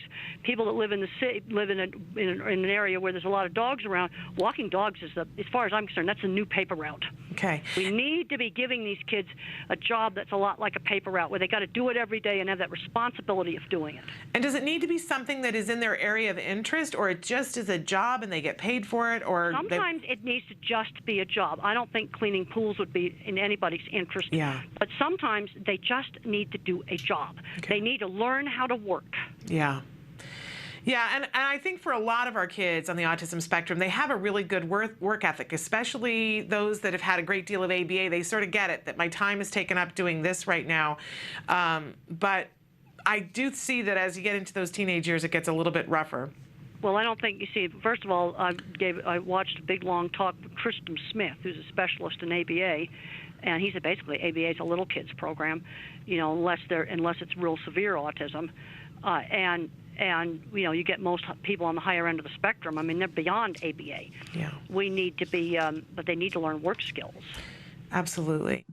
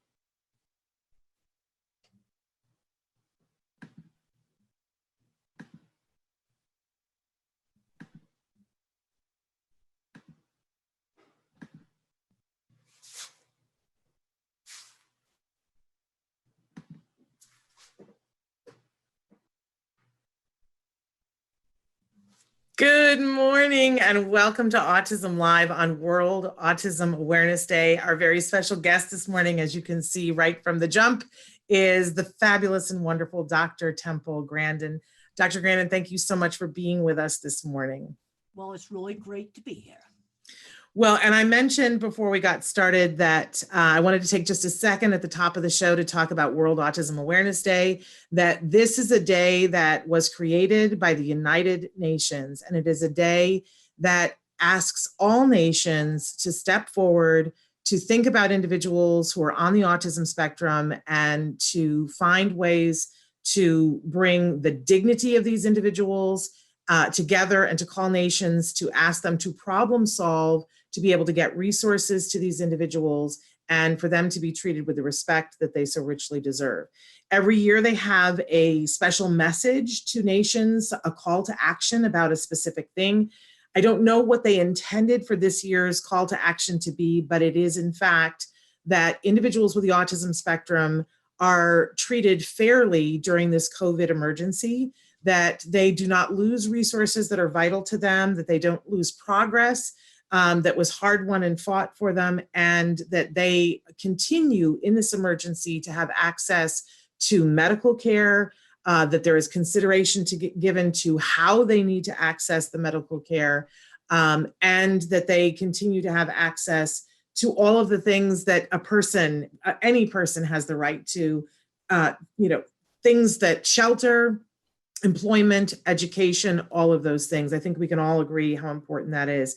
And I'm so excited because we have Dr. Grandin here today to be answering your questions live. I just want to say that there are lots of ways to connect with us right now. If you're watching us on autism-live.com, then you know that there's a chat button at the very bottom. I'm monitoring what you guys write in. That's completely anonymous. We are also monitoring comments on Facebook and on YouTube and on Twitter. So you can be writing in on any of those right now. Dr. Grandin, should I go ahead and jump in with a question that we had? Okay, so, and of course, I'm gonna find it here, and I had it, and then I don't know where it went. It was a question that we had about a 4-year-old, a parent asking for how can we get our 4-year-old to connect with us? And of course, in this moment in time, I cannot find the actual language for it. Hang on a second. I don't know where it is, but it was about a 4-year-old. How do we get him to interact with us? And she said that she feels that it seems like he's very in his own world and wanting to connect with him as much as possible as a 4-year-old. Well, the first thing, I don't know whether this 4-year-old can talk or not. Now, if this 4-year-old can talk, you always want to give him an opportunity to use his words. Let's say you know he wants the juice. Instead of giving him the juice, quietly say to him, use your words. And then you've got to give him time to respond. These kids are sort of like a phone on maybe only one bar of surface. It takes time to load the web page or whatever. Give them time to respond. Always make opportunities to use your words. Another thing is engaging in little turn-taking games. Let's say he's spinning a wheel on a toy car. Well, let's take turns spinning the wheel on the toy car. Turn it into a turn-taking game. No, I just, I muted myself so that you could speak. We had another question, and you and I had talked about it briefly before we came on. It was a longer question. I'm going to consolidate it. That a mom wrote in. She's a mom with 3 kids. 2 have other diagnoses. She's 37. She has Tourette syndrome. One of her children has ADHD and another has autism, but they all exhibit some form of a sensory issue. They've all toe walked and they have these different issues. She says, we're all different, but we're the same. And she's wanting to know from you, she suspects that even though her diagnosis is Tourette's and her daughter's is ADHD, she's wondering if maybe they also have autism to a lesser degree and what these 3 things might have in common. I wanted you to talk about that. Look up research on Google Scholar. Now, Google Scholar is the scientific version of Google. And if you go on Google Scholar, you type in autism and ADHD, you're going to find, and genetics, you're going to find there's genetic crossover. There's also crossover in brain scans where some of the features are the same. See, these diagnostic categories are not precise. It's not like a COVID test. And I want to say a high quality COVID test done correctly that will give you a definitive diagnosis. It's not precise. These categories have blurry boundaries. Sensory issues, those happen in many different disorders, both developmental and head injuries. You also can get sensory issues. So their social awkwardness tends to go with a number of these different things. It's not real precise. Okay. We have a question specifically about the COVID-19 emergency. A parent writes in and says, what advice do you have for a 17-year-old on the spectrum who is having acute anxiety about COVID-19? And they want to know specifically what has helped you with anxiety. I have researched every piece of scientific literature on the shelf in the pharmacy medications that might treat COVID. And even before Donald Trump talked about hydroxychloroquine, I already had found that drug. So just knowing that there's things to possibly treat it. Now, I want to emphasize a lot of stupid things have been done with drugs. Hoarding, it's totally bad. People need that drug for lupus. They need it for rheumatoid arthritis. Also, it's never to be used for prevention. It's to be used for moderate to severe COVID. All the tests haven't been done, but there are things to treat it. Computers right now are finding even more things. So that made me less afraid that there's actually some stuff to treat it. And also I've looked at the statistics. I am in the at-risk group. I probably have a 4% chance of dying. Well, Ebola is a 30% chance. Another thing that put it in perspective for me is I fell 5 years ago in my own bathtub. And a week later, I realized I had a dent here at the base of my skull. That bathtub came that close to killing me. The number didn't come up. I'm more worried about the bathtub. But the reason why everybody's got to stay in their homes is if everybody went out of their homes, well, the hospitals wouldn't even be able to treat people. Right now in New York, they're taking refrigerated trucks. I have to say that's something we use in my industry to haul food in, and they're putting dead bodies in them. That's really horrible. You just would, if too many people got sick all at once, the hospitals cannot deal with that. There's a lot of things that have to be learned, such as if you get COVID, how long do you stay immune? Nobody knows. Nobody knows. Hopefully a long time. If there's a vaccine gets developed, is it going to have to be a flu shot every year, or will it be like one of the more permanent kinds of vaccine? I don't think people know at this point. But I find that in my animal behavior research, if you turn on the seek emotion, that turns off fear. You might want to look at the Jack Penskep emotional systems in my book, Animals Make Us Human. And while I'm looking up all this information online, that made me less afraid, because there are some things to treat it with, and they need to learn how to use those things, and they need to learn how to use them quickly, because we want to try to prevent people from going on respirators. Yeah. Yeah, I think everybody's entitled to a certain amount of anxiety about this, but a lot of it is that there's so much of this that isn't in our control. But what I'm hearing you say is that you felt more in control when you did some research. I did some research and I found out that now you've got doctors and dentists hoarding this drug. This is bad. Then you've got people that have lupus and rheumatoid arthritis. You see, what these drugs do is they stop the horrible inflammation in the lungs. They put out the fire of inflammation. People with lupus and rheumatoid arthritis that can't get this drug. That is really bad. Yeah. We need to be very considerate. That's not okay. No, it is not. And Julie has written in and said, our 15-year-old hardly speaks and spends way too much time in his room. He only comes out to eat, shower, and use the restroom. He refuses to go anywhere and refuses to cut his hair. With COVID-19, his socialization has critically decreased. Telecounseling starts next week, and they said help. Well, I've talked to two boys that got totally addicted to video games. And one of the things that saved them, now I realize this would be hard to do now, is they got interested in fixing cars and doing robotics. And for one of the students, he's now fixing cars. Another one is fixing trains for the railroad. They found out that mechanics was more interesting than video games. So what we got to do is give him a replacement for whatever he's doing in his room.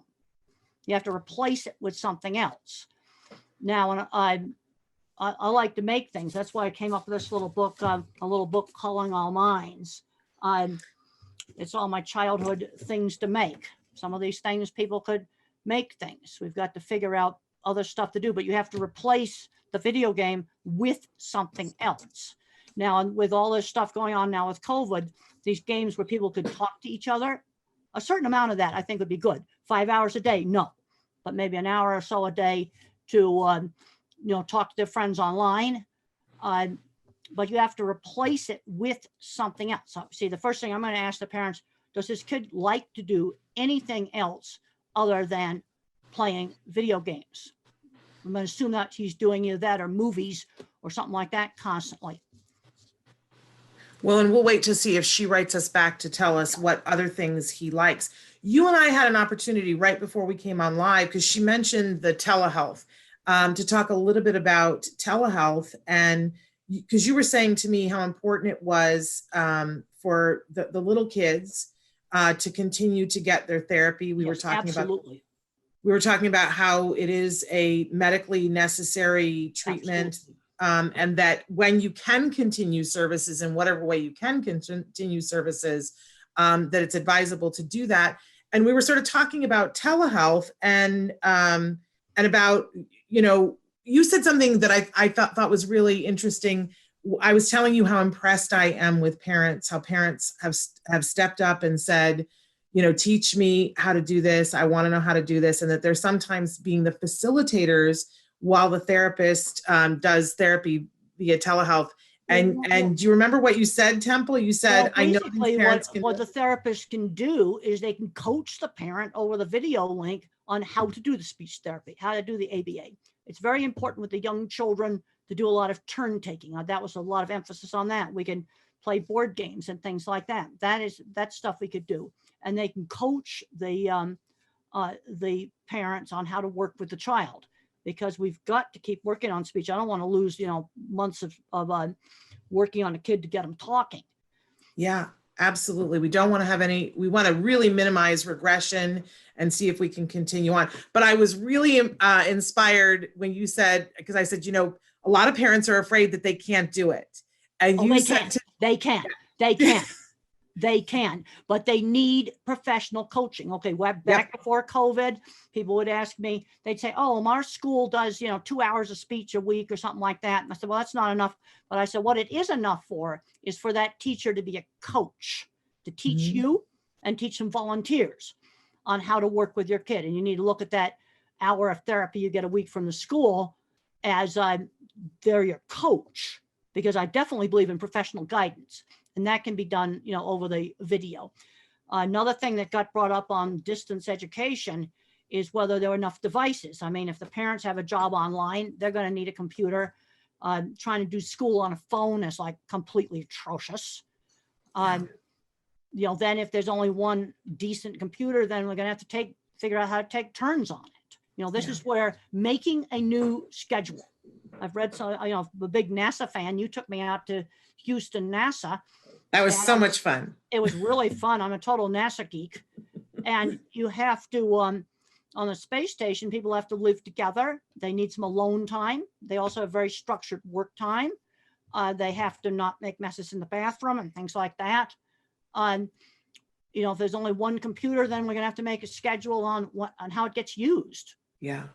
In fact, and sometimes it depends what kind of work the parent has. Then there's some stuff that will have to be done on a phone, but then we need to figure out which things need the big computer, the big screen. Yeah, I loved because you and I were reminiscing about that trip to NASA and talking about that, because they took us into the model, the actual size model of the space station. Really cool. It was so cool, but picturing people living in that small of a space and knowing that they can't go out to the store, it really sets an example for us of how we have to live. We have to cohabitate in a respectful way, and that they take care of business every day. I know you were saying earlier this morning, keeping to that schedule, getting up every morning, getting dressed, important. I'm making sure that I am dressed for work by 8. Not be slouching around in pajamas. I think that's important. And then hopefully there's enough devices available. For me, if I was doing courses online, I'd get my heavy duty schoolwork done in the morning, or heavy duty report writing. If it's let's say a parent, you're really hard work where you got to think, done in the morning when you're fresh. That's what works for me. And then you can do easier jobs in the afternoon, have time off. One thing they did learn on the space station is that they do have to, each astronaut has to have some alone time. where he can talk in private on the laptop, to the family, watch a movie by himself.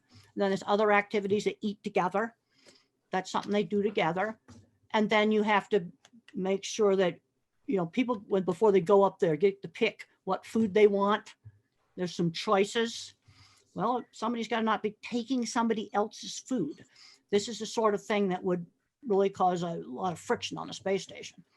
Well, one of the questions that we had come in early, Temple, was that somebody was asking, what is your preferred food during this COVID emergency? Like, what's the one food that you keep stockpiled in your house because you really can't do without it? Well, I really like some dark chocolate, but I've got to make sure people have given me a lot of that I'm really limiting how much of that I eat. I still am eating the same yogurt and fruit for breakfast. I have that. Fortunately, I've got people shopping for me, which I really appreciate. And it's been making me think about food in a different way. And my boss, most time they buy stuff I like. I bought some stuff I did not like, but I had to eat it. We cannot be wasting food. When you've got people in that Amazon warehouse or some other place that are getting it ready for you, that every trip to the grocery store, there's an exposure risk. No, you eat it. Absolutely. There was some sliced processed turkey that I really hate, and it's getting eaten. There you go. You're a good role model. Now we've got a couple of people who are writing in and letting you know that that they themselves have had diagnoses.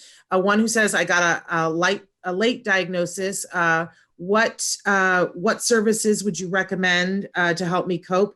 And another person, is this a teenager or an older adult? I don't need to know the exact age, but I need to know, am I dealing with a 10-year-old, a teenager, or an older adult? Well, they're saying they got a late diagnosis, so I think you're talking about an actual adult. Well, there's a lot of people. We have a book, Different, Not Less, which is 14 old Asperger's or people diagnosed on the spectrum later on in life.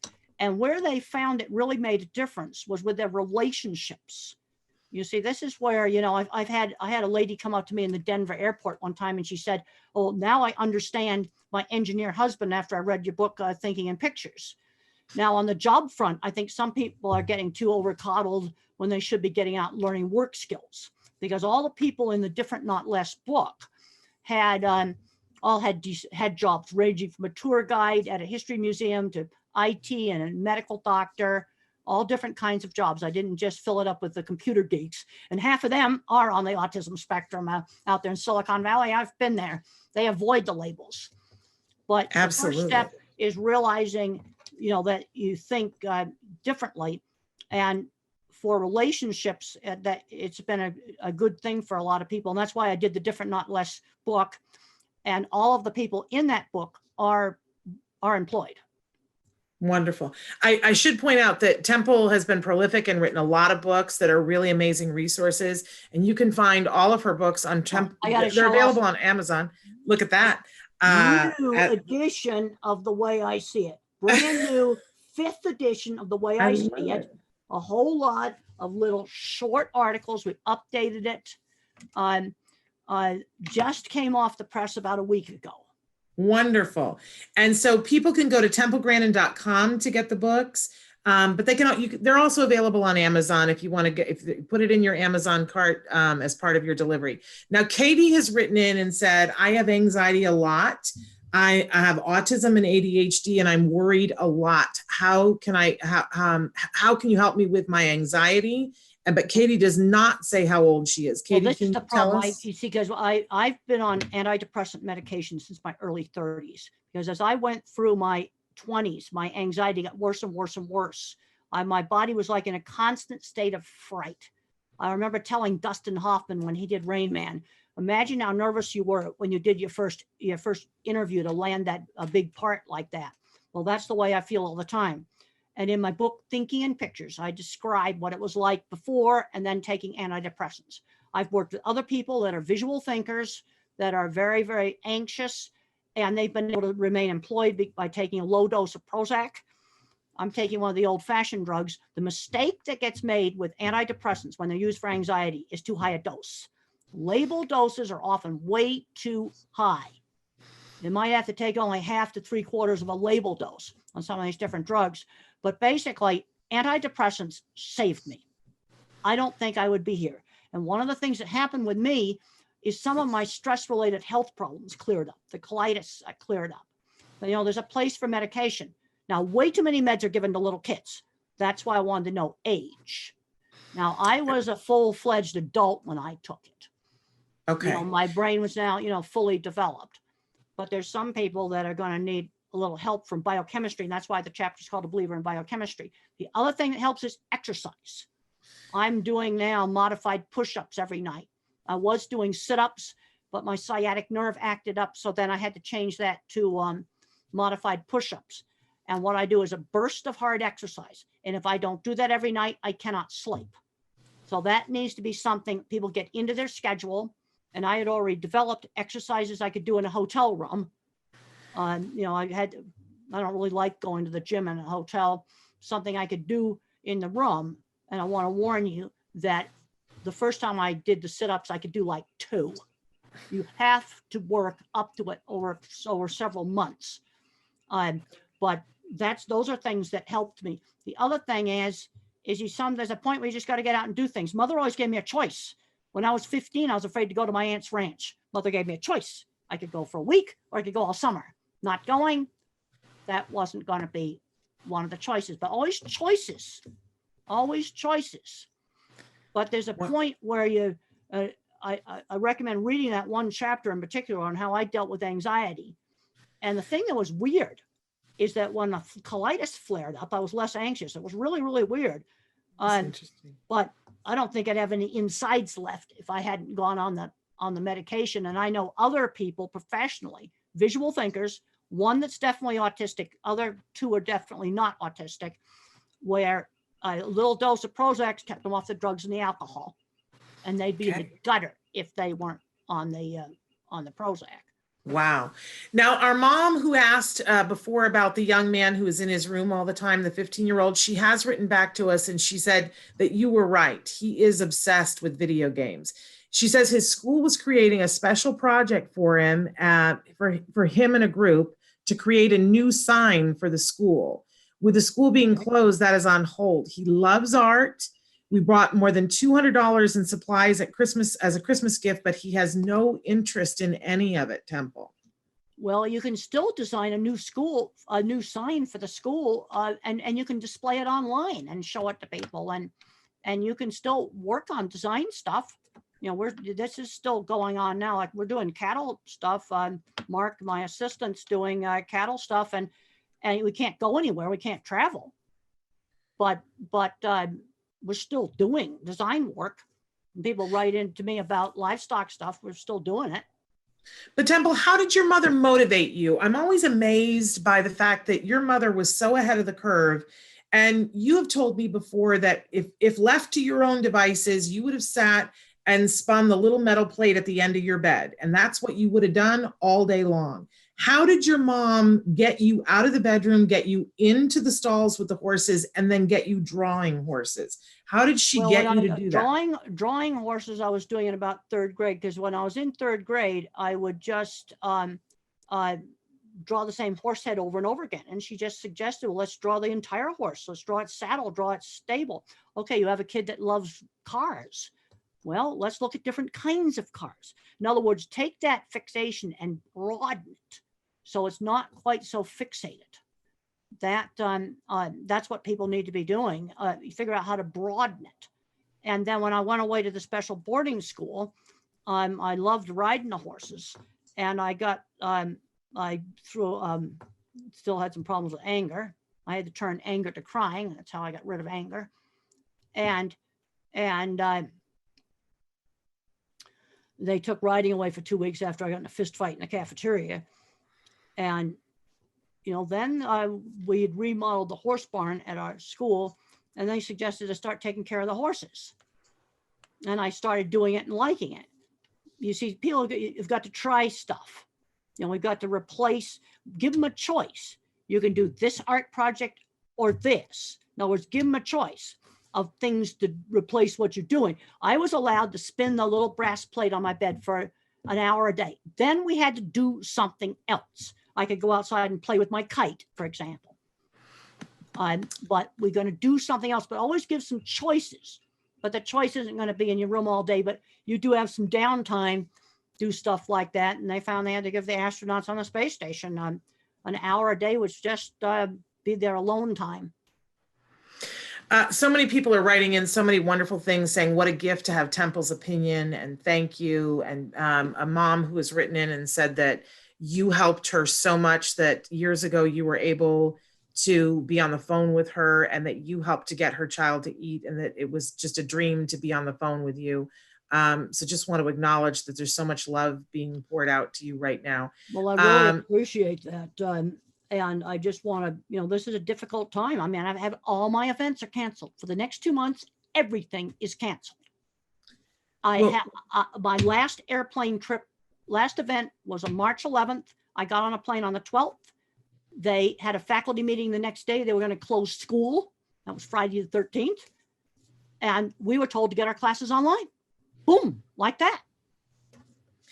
And how are you finding the online teaching? Because they're wanting to know what you think about this online teaching and what about the kids who are at home and don't have access to online curriculum, what your thoughts are about that. Well, then let's start with, are you enjoying the teaching online? It's different, right? Well, I miss the interaction. I've given my phone number to all the students. I'm begging them to talk to me. Now it's totally ruined the labs for everybody because we were kicked out so quickly that there was no way to videotape the labs. I'm not allowed to go to the experiment station. So that really is bad. Now, other parts of the class, the lectures, I had 3 of them already online, and the 3 others we put on a website that's used for the university online learning. So the lectures are there. I have a project where they have to do look up journal articles online on a subject that each student picks on animal behavior that interests them. That we can still do just fine. They're still going to do the drawing project.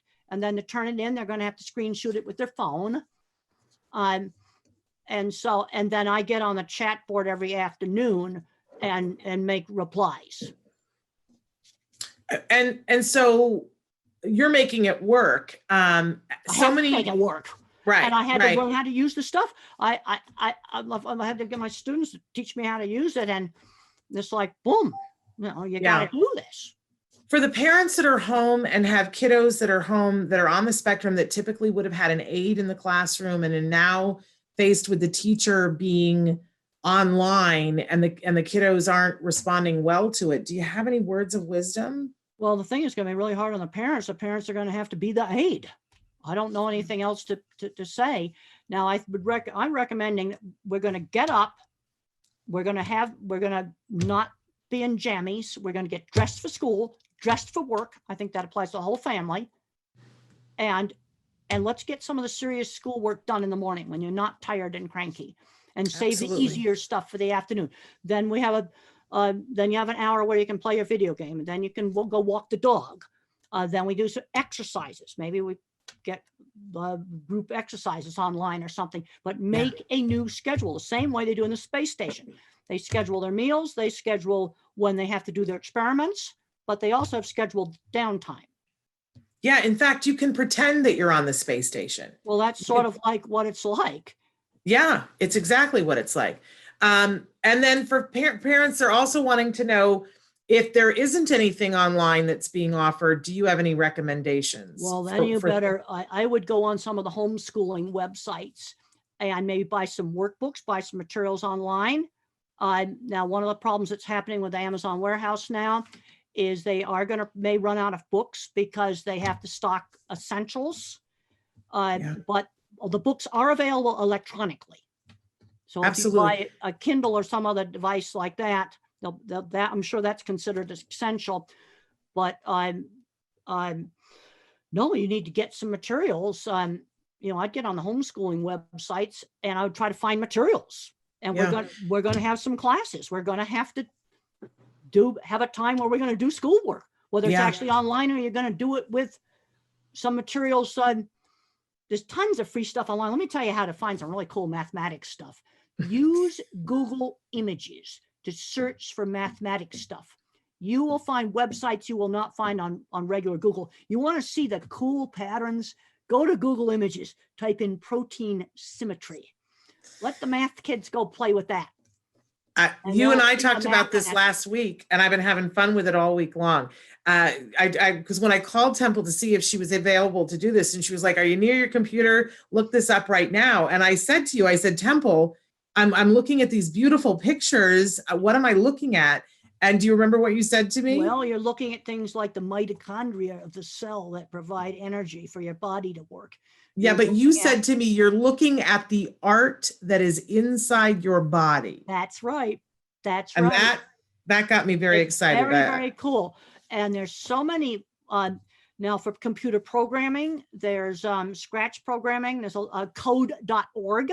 That's another thing. Coursera has a lot of free college classes. Now, if you want them for credit, you're going to have to pay, but there's a lot of free stuff online that you can do where you can take college classes online, really cool college classes. You turned me on to Khan Academy. You're the person. Khan Academy. Yeah, Khan is KHAN academy.org, you guys. And Temple was the first person to tell me about that. And they have curriculum aligned information for everything from pre-K through 12. It's an incredible, and actually above that, it's an incredible place. And you're the one who told me, and I got my son on there. It changed everything. And it's free. So you can't beat that. All this stuff I'm talking about is free. Okay, some more questions here. Now that adult that we were trying to figure out, he said he was diagnosed at 58. How exciting is that? And that he was nonverbal until he was 5. And that was that person that we were talking to about things that could help, resources that could help. So it was an adult. Good. Another person says that they have a 5-year-old who has good vocabulary, but how can I encourage him to talk? He's simply not interested to talk. Used to talk when he was below 2 years. Well, always make opportunities for talking. If he wants a food or he wants a toy, say, use your words, and then give him time to respond. These, if the website doesn't come up right away and you're poking the mouse and stuff, and then the computer just freezes. Well, that's the way these kids are. You might have to give them 5 seconds to respond. That's a long time if you time it. But always have opportunities to use language. Okay, let's have some sit-down meals now, like we used to have in the 50s, where if I put my fingers in the mashed potatoes, mother would say, use the fork. If I reached across to grab the serving dish, mother would say, ask your sister to pass it. Give the instruction. Then you might ask him what he did what he did on his online learning, or a movie he looked at. In other words, each member of the family would tell something they did that day. I think this is one of the ways to get language going, because that's what they do at the space station. They eat together. Absolutely. Speaking of that, Angela wants to know about relationships. I have a 17-year-old that doesn't have friends outside of school or sports. Not sure what to do. Is there a website that teens hang out on? Well, it's friends through shared interests. I mean, I've got friends, and there are people where we do cattle stuff together, or it's animal behavior, or it's autism stuff, where it's a shared interest. Robotics, of course, when school is going, things like art, robotics, choir, all the things we can't do now. Those are things that would be a shared interest. Fixing cars. I had friends that that built equipment. Those are things that are a shared interest. Yeah, there was a study that was done years ago about how to make kids bully proof, how to get them to be less bullied by their peers. And what they found was that if they created a club after school, and it could literally be that kid creating a club about their interest, that it attracted other people to whatever their interest was. And then they formed a pack, and they were less likely to be picked on, all of them. Well, and I sort of thought that was fascinating. That's a good idea, because the only places I was not bullied in high school was horseback riding, model rockets, things where there was a shared interest. Now, fortunately, when I was in elementary school, I went to a very small elementary school, really small little classes. And the teacher explained to the other students that I had a disability that didn't show, like crutches or a wheelchair, and that the other kids need to be helping me. And that has a fancy name. It's called peer-mediated intervention. And I do have a free paper online. It's called how horses how horses help the teen with autism to make friends and learn how to work. Type that title into Google, you can find it. Okay. You mentioned before that you got into trouble at school because you got angry and that you learned to deal with the anger through crying. I'm always fascinated though, what made you angry? Like, why did you punch that person in They had bullied me. They had called me names. They had bullied me. That was the reason. And I had to switch from anger to crying. And another thing with NASA, I went to a really sad thing where when they had on 60 Minutes when the space shuttle got canceled, these NASA space scientists were crying. And that's one of the reasons why they still have their jobs, because they were throwing tools. NASA would have fired them for that. Absolutely. Absolutely. It's better to cry. Bunny wants to know, I just picked up my son who is 9-year-old and has ASD and is semi-verbal, his learning materials. It's a big box of materials and I have no idea or how long to work. I'm on the spectrum as well, so I need directions. Well, some kids can, concentrate longer than others. Some kids are really hyperactive. You got to do a little bit of learning and then give them breaks. It's going to depend upon the kid. And there's others that can knuckle down and, put a bunch of work out. I think another thing that might help with the kid is let him have some choices of which things we do first, so he has some control over the environment. We're going to get the schoolwork done, but we can have some choice of when we do some of the different activities. And some kids can do a lot of work at one time. Other kids need breaks. They need sensory breaks. I think one of the worst things schools did was taking out recess. Another thing that schools did that was really bad was taking out hands-on classes. If I had not had sewing and woodworking and art, I would have hated elementary school. So let's work craft projects. And of course, here's my book on the things I used to like to do as a kid, Calling All Minds, and making things. Maybe we can work math into making things. We can think of creative ways to do things. I'm finding right now, the day that I've got graduate students right now with awful writing skills. They don't know how to sort of frame an argument for something. And the reason why they're so bad is they never had to write book reports, and they never had anybody mark up their work, and then they had to go back and correct it. And this is something that's gotten really bad in the last 5 years, and I'm not the only professor that's been complaining about this problem. Well, and the thing is that this period of time, regardless of whether we wanted it or not, we are forced to have this opportunity where we could do all kinds of things. So maybe at school, they're not going to stop and have a break and teach sewing, but we absolutely can do that. You can do that.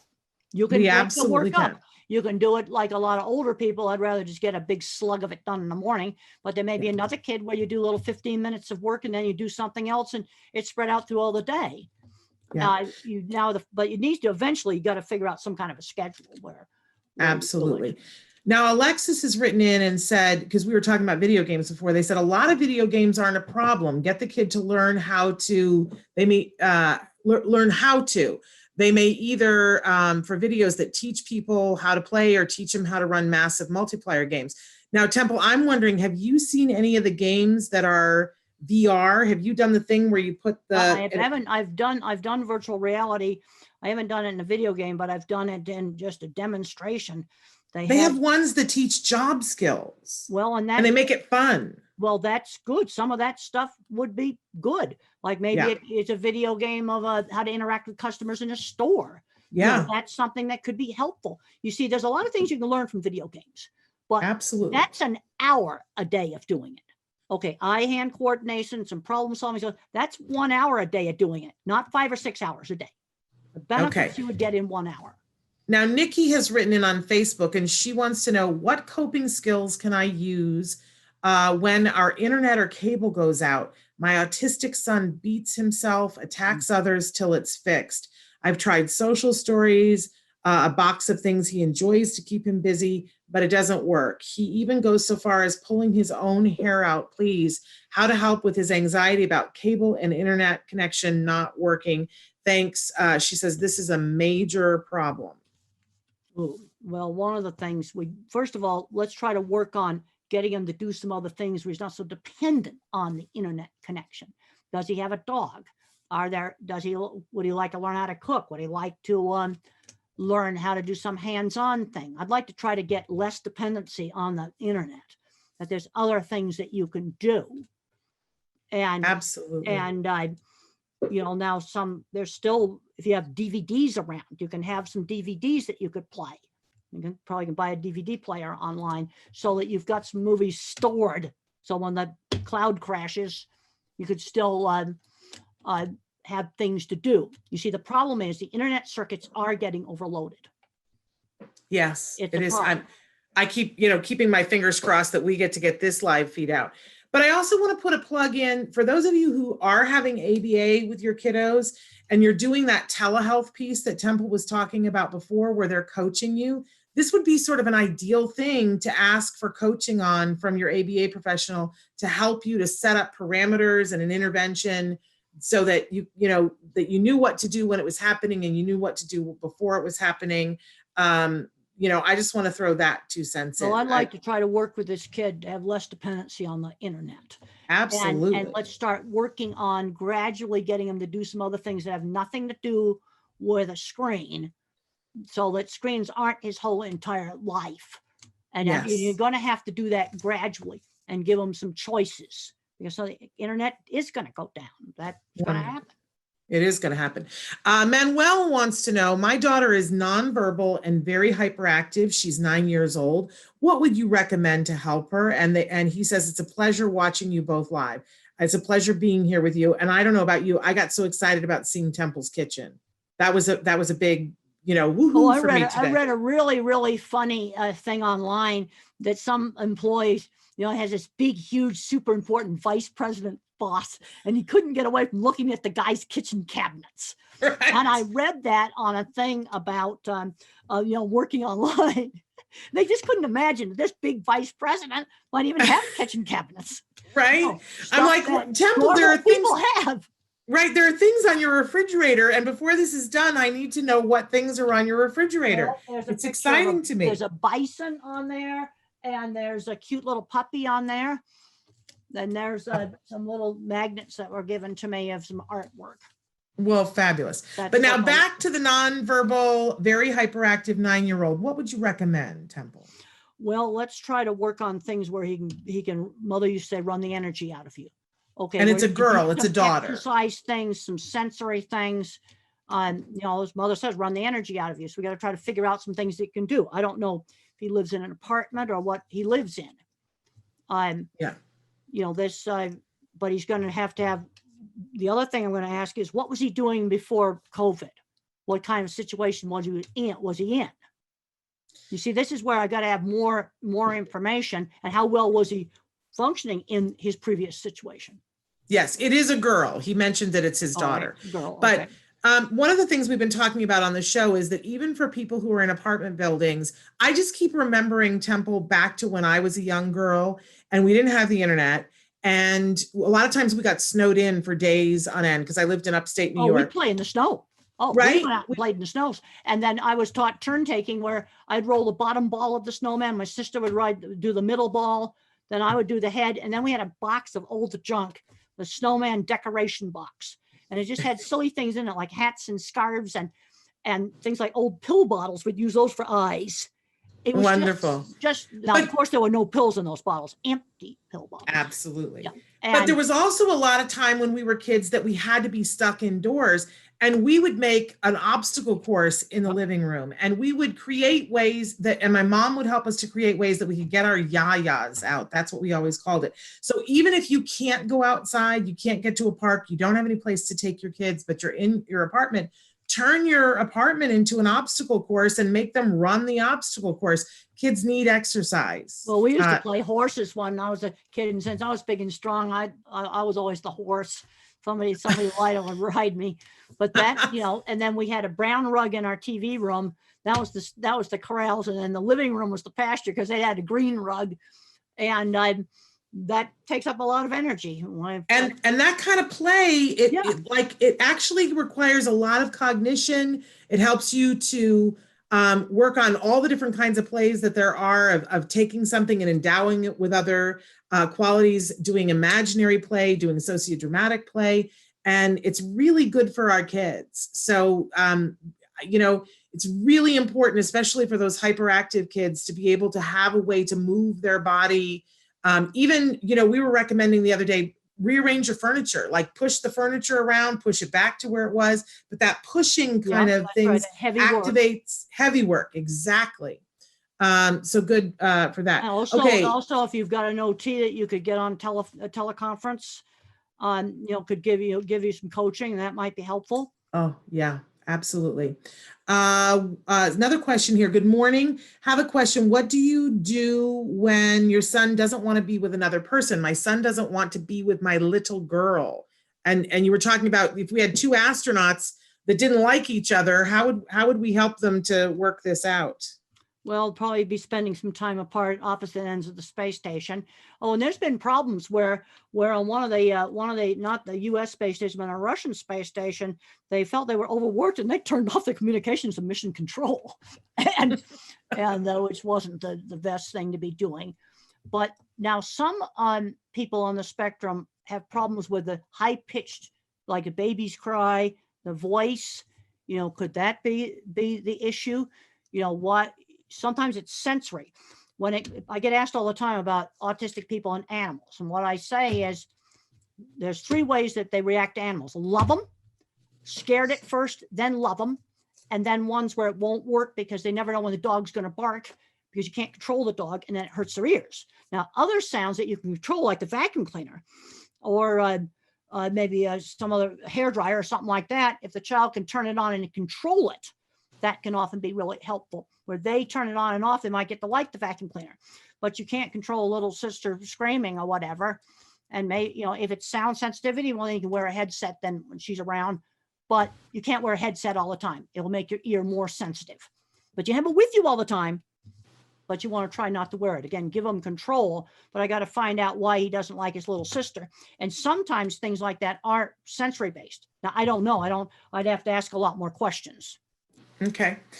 Another question, Dr. Grandin, I have a son who is 10. He loves to build cages for animals. It is all he wants to do. How can I foster this interest, but still get him to do his schoolwork?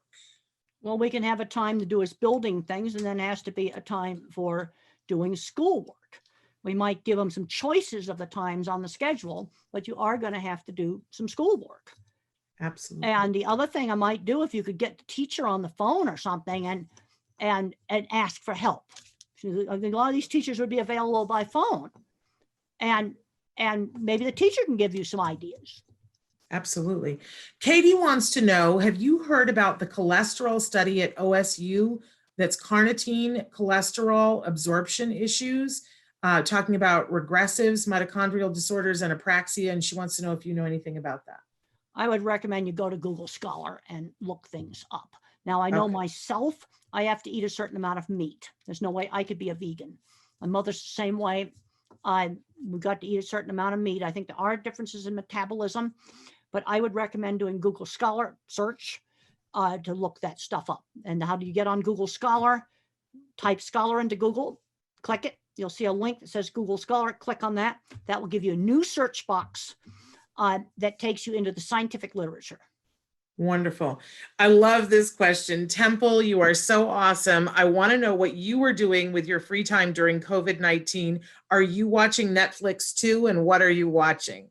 Well, I've just started watching the new Star Trek Picard show. I love it. I just love it. And but I'm not binge watching it. Okay. I think how about one episode a day? Right. And then maybe do some other show. You see, I think we need to get a more, restrained schedule here. And so that I binge watch the whole thing. Right. Well, I happen to know that show is on it's on CBS Access only. So it and for a while it only comes out once a week. So but then they leave the episodes online. Yes. Because so if you're just starting now, you've got 6, 7 episodes. That's right. And you can start watching those. And yes. Amazon does have it. You can get it that way too. Have you had the opportunity to meet Patrick Stewart? Never have met Patrick Stewart, but I did have the opportunity one time to meet Leonard Nimoy. Oh, I'll Yeah. bet that was super cool. Yeah, that was. Now, I've not met, I did not have the opportunity while he was alive to meet Leonard Nimoy, but I have met Patrick Stewart. He would probably think you were the most fabulous thing Well, I ever. loved Mr. Spock, and I loved Data, because I really Yes. related to those characters because they're like an autistic person. Yes. There's a lot of subtle emotional things that I still don't pick up. Now, are And, you watching? There's a lot of things on television right now, Temple, where they're featuring characters who are on the autism spectrum. Are you watching any of The Good those? Doctor show, I've seen that. Yeah. Now the thing is, a person with autism, as they get more and more, do more and more stuff, to start to learn and learn, what gets people upset and things like that. But I still have got, I have problems because I tend to be very, very logical. And I found that looking up online, medications that could treat COVID, that greatly reduced the fear. I remember when I first found some of the drugs, I'm going, wait a minute, I'm not going to die. There are some things to treat it with. Yeah. And that's a very healing thought. Navnet wants to know, my son does not speak and was diagnosed with autism when he was 1.8 years old. He is now 5.5 years old. What can we do to make him speak? We feel that he understands, takes us to what he wants, points fingers, murmurs some voices, kinds of words, but doesn't speak. He's 5.5 now. Now, the thing I want to ask at 5.5, are you getting any words at all? See, this is what I want, more information. There are some kids that aren't going to learn to speak, and they remain nonverbal. And there's some really good books to read. And one of my favorites is Tito Mukapadahay, How Can I Talk If My Lips Don't Move? That's Tito Mukapadahay, How Can I Talk If My Lips Don't Move? And he's in a sensory disordered world. And then there's the sequel to The Reason I Jump. And I like the sequel. It's got something like fall down 5 times, get up 6 times. It's got a weird title like that. And he talks about not being able to control his movements. And so now we got to give him a way to communicate if he's not talking at all. And maybe we need to introduce typing. Tito and Nomi, both Noki, both type independently, completely independently. And if we got kids that remain nonverbal, I think those 2 books are absolute must reads, written by people on the spectrum. Yeah, everybody that we know that that is nonverbal, that wasn't speaking as a child, and then has been given a device or given a method to have functional communication, they all say the same thing. They say how important it is to give children a way to communicate. I agree. And that it's different. I mean, I guess there's preferences, in the ABA world, they don't necessarily recommend having sign language be the preferred modem of communicating, because so many of us don't know sign language. That's right. I would agree with that, but some way to communicate. And there's some that can type completely independently. There are others that can use communication devices. But I can remember the frustration of not being able to communicate and just screaming. And in one of my very first book, Emergence Labeled Autistic, mother was taking me to the speech therapist, and I didn't want to wear this hat, so I chucked it out the window of the car, and she tried to grab it, and we got hit by, sideswiped by a semi-trailer. He swerved off the road to save us, because I didn't want to wear this stupid hat. You see, that is frustration with not being able to communicate. It is a huge frustration. Absolutely. We're running out of time. I'm going to ask one last question. Temple, you are the best. I am crying watching this. How can I find my son's special interest? Well, I need to start asking a bunch of questions. If maybe it's a video game, well, what's a video game about? What's his favorite toys? I don't even know his age. Yeah. Now, the other thing that's really important on interests, I got interested in cattle when I was 15, when I was introduced to them on my aunt's ranch. So what this shows is that an interest can happen by introducing different things. Mm-hmm. And this is really important on careers. And I think learning how to work is really important. But I got introduced to cattle. And then you find out you like them. Or maybe you get introduced to something, you find out you don't like it. That's important too. Yeah. But we need to be introducing kids to more things. I would have to ask a lot more questions. I don't know the age of him. I don't know how verbal he is. I don't know what's his favorite subject in school. I'll often ask that question. Well, maybe we can get an interest there. Wonderful. All right. Well, and I don't know if they'll have time to write in, but I wanted, before I need to remind some people about things that are happening on the show, but before we leave, I want to ask about your mom. How is your mom doing? Well, she's doing, and we got some groceries sent to her. She said she didn't need them, but she's done.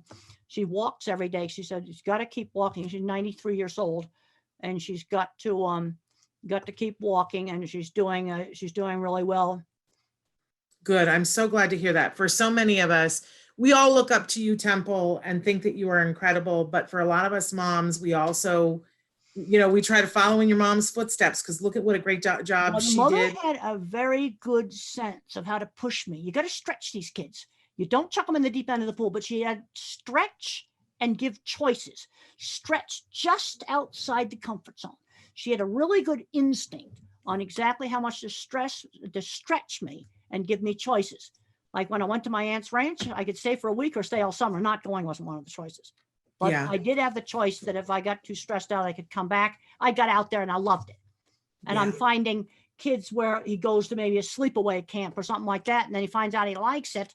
We got to get him doing things. Now we're going to have to figure out how to do things like now inside your own space station. That's right. Yeah. Well, you've always pushed me with my son. My son has always appreciated, you probably don't remember, but years ago, we were in a restaurant together, a barbecue restaurant, and my son was, my goodness, he was probably 11, and he was complaining about the fact that I was not letting him go to the restroom by himself, and that I would take him in the women's bathroom. And you read me the riot act, and we were in the restaurant with my son, and you made me stop right there. You talked him through the whole thing, and you made me what sit I ended there. up doing? I waited until the end of the meal. Yes, Okay, we you had did. the whole meal, like for maybe 20 minutes or so. And at the end of the meal, I just casually said, okay, it's time to use the men's room. Yes. And he got up and he used it, and he had to ask the waiter where it was, because I could see, I was facing towards where the restrooms were. You were back to them. And he went, and he successfully used the men's room. Yes. I didn't tell him at the end of the meal you're going to use the men's room. No. I just casually said, okay, it's time for you to go use it. Yep. And you made me sit there, and you talked me through it while he was in there, and you told me he was going to be okay. And you told me, you have to stretch him, Mom. You have to let those apron strings go further, because he needs it and he's ready for it. And it was a barbecue restaurant. It was like 1:30, 2 o'clock in the afternoon. Yep. And there was nobody else would have been in that restaurant. It wasn't busy. I could see the door and then see him come out. Yeah. And he did it. Yep, he did. And all because you talked me through it. And I appreciate that still to this day. And he does. He's like, Temple's on my side. I get to use the men's room. All right. We are about to be out of time, but I can't tell you how much I appreciate you. And honestly, Temple, if you have more free time over the next couple of months, we're happy to have you back whenever you want. Okay, I thought you have me back at 5 o'clock my time in Colorado. Yes, we have you back later on today for a very specific group today, that it's just a group for parents, and thrilled to have you then. But if you want to be back on Autism Live, we will make ourselves available whenever you want to do this. I'll probably be happy to do that. Well, wonderful. A couple of programming notes that I want to tell you guys. We are back tomorrow with Let's Talk Autism with Shannon and Nancy, and our very special guest on the show tomorrow is Danny Bowman. She is, and actually you have met her, Temple. She's a remarkable young woman in her 20s on the autism spectrum, brilliant artist, has her own animation studio, and she teaches animation to individuals on the spectrum. And she's offering a very special online class right now that's free. Well, she's going to tell us about that. So wonderful. And then we've got great programming for you next week. I want to let you guys know that a week from tomorrow, we're going to have Julie Matthews from Nourishing Hope. There's another person that Temple, that you've done things with Julie Matthews before. And she is getting ready to do a big summit that's online towards the end of this month that I think you're all going to want to know about, because it's about the food that we eat and how it affects us and how it affects our kiddos, and what foods we can do to keep what things we can do to keep our food supply, even in this emergency, as clean as possible, so that our kids have healthy guts, which then helps them. And I know that that's something that you're very interested in as well, Temple. We all got to be healthy. And you were talking about the food supply, right? Well, I'd say we got people out there, truck drivers, we need to be thanking them, people that work in these warehouses. Absolutely. Because you have the Amazon warehouse, but you take Walmart, Walmart has a warehouse, Target has a warehouse, all the grocery stores, they have these big distribution centers, huge supply chains that people have to work in to get that food into that store. Absolutely. Absolutely. So Julie's going to be talking with us a week from tomorrow. We've got great guests all next week, including Dr. Doreen Granpeesheh on Wednesday, here answering your questions. But we're a little bit past time. We have to let Temple go. She's got lunch plans. Another appointment, so I'm going to have to go. Temple, it's been such a pleasure. I'm going to talk to you later on today. Okay, great. Wonderful to talk to you. I'm going to sign off now. All right. Thank you so much.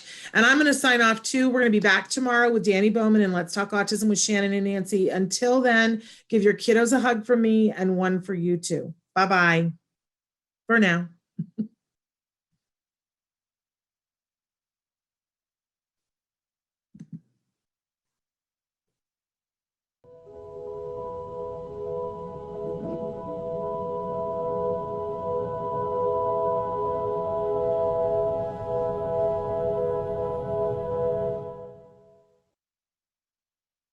To fail, then you want to see, like, if I do this, that's like terrible. That's like terrible for the network because on the network and how much. Oh, now we're hearing an echo. I just messed up the network doing that. I was going to say, it's like the doctor who said the old joke about you go to the doctor and say, doctor, it hurts when I do this. And the doctor says, well, then don't do that. Yeah. Right. The advice and opinions expressed by the host of Autism Live and her guests are meant solely as suggestion and should not be in any way construed as child-specific advice. The Center for Autism and Related Disorders advises working with a board-certified behavior analyst who has experience with autism before starting any intensive behavioral intervention. Any choices you make in determining your child's treatment are completely at your own discretion.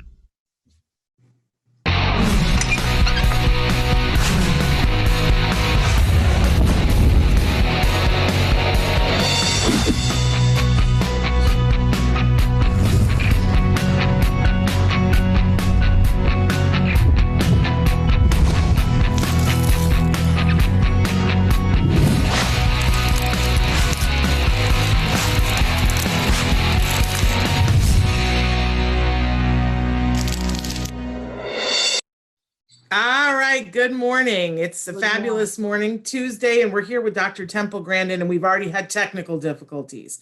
I am told that we are live right now on YouTube, but that we have not been able to go live on Facebook. So I'm asking everyone who's watching us on YouTube to go to your Facebook and tell people to come and watch us on YouTube, because we're here with Dr. Temple Grandin, and I don't know, the internet is broken. But we're still here, and Dr. Grandin is ready to answer your questions, and so you can be sending them into us on YouTube right now. We will get this reposted on Facebook later on today, but I don't know, Facebook is not my friend today, or the internet is not my friend. I'm not sure which one, but I'll tell you who I do count as a friend is Dr. Temple Grandin. She's one of my favorite people on this planet, and she is a celebrated author and a teacher and an advocate. And right before we went live, we were talking about how books, ebooks, and hardcover books, and how it might be a little bit difficult to get books, but we want you to know that it is easy to get. Excuse me, I just did something that might make the network. Ebooks, we were talking. Ebooks aren't where the problem is. Ebooks work fine. Amazon's got plenty of ebooks. That's where. But it's the hardcover that people might think is hard. Paper, it's the physical books where there's a problem. But it's like the internet's gotten overloaded. All the warehouse distribution supply chains are also completely overloaded. But there are a couple of places where they can go to get your hardcover books, and they won't have a big delay, and there won't be a big wait. For instance, they can go to Future Horizons, right, to their website, and they can order all of your books from right there. Yeah, so all my physical books are available there, and then I have some textbooks, and one of my textbooks publishers is going to be setting up a website to distribute directly for physical books. There you go. So don't despair. Don't despair. Don't do without books, but find different places to order them if they're being held up for you. So Temple, we're so thrilled to have you twice in the month of April. The last time we talked to you was April 2nd, World Autism Awareness Day. We just want to do it first because we got tons of questions that have already come in. Okay. But first, just want to check in with you. How are you doing in this period of isolation? Well, I'm working right now on updating my Improving Animal Welfare, a Practical Approach book. I have a number of guest authors in that. It's a textbook, which makes it a little pricey since it is a textbook. And most of my guest authors are getting things done. Actually, I've had plenty of time to work on it. I might be doing an even better job of updating it. Been looking up on all kinds of articles to add to it right here. This is stuff I just looked up this morning. I print out. I always love to know what you're researching, because the last time we had talked to you, you were researching protein symmetry, and it was some beautiful artwork. As you said, art in your body. What were you researching this morning, or is it secret? It's not a secret. I was simply looking up problems with older dairy cows, and that sometimes they get into very bad condition. And I was trying to just get some updated data on that. Because very cool. Older, the second edition came out in 2015, and for the new 20 or 21 edition, I want to try to have just the newer references. It's not changing a great deal. It's just updating it. So I was just looking up new information on bruises and survey that my student did at cow-calf producers on management practices. Very cool. I was telling you earlier that the first time I met you, the first time I interviewed you, we brought one of the people on our crew brought cows, plastic cows, and you signed this one for me. You actually signed a couple of them, and Autism Live gave some away to some really incredible people. I don't know if you know, that's how we ended up going to NASA together. Yes. You signed a cow for me, and I gave it to one of the flight directors at NASA, and he was like, "Is this what I think it is? Is this a cow signed by Temple Grandin?" And I said, "Yeah." And he was like, "Oh my gosh, I can't believe you've met her." And I said, "She would love to come here. And why haven't you invited her?" And that's how that whole thing happened. We went to NASA together and toured. It was Temple, my small crew, and what was it, like 5 astronauts that were following you around all day? That was like a super, super fun trip. It was a great day. I have the video from it, and at some point we have to make a short film about that, about you going to NASA, because it's some pretty fabulous video. But okay, that's neither here nor there. Let's get into some questions, shall we? Because we have a lot of people voting. I just want to tell everybody, I have pages of questions that people wrote in. Can you see multiple pages, plus which we're taking questions right now on Facebook, on YouTube, on Periscope, and on Twitter. So if you are on one of those mediums and it seems that I am ignoring your question, please know that we're buried in questions, but keep them coming in. Okay, first question. I really want to know how Dr. Grandin started eating any kind of food. Did she work on sensory issues? Did she just decide to start trying different foods? My son is 11 years old, and since he was 2 years, became very selective.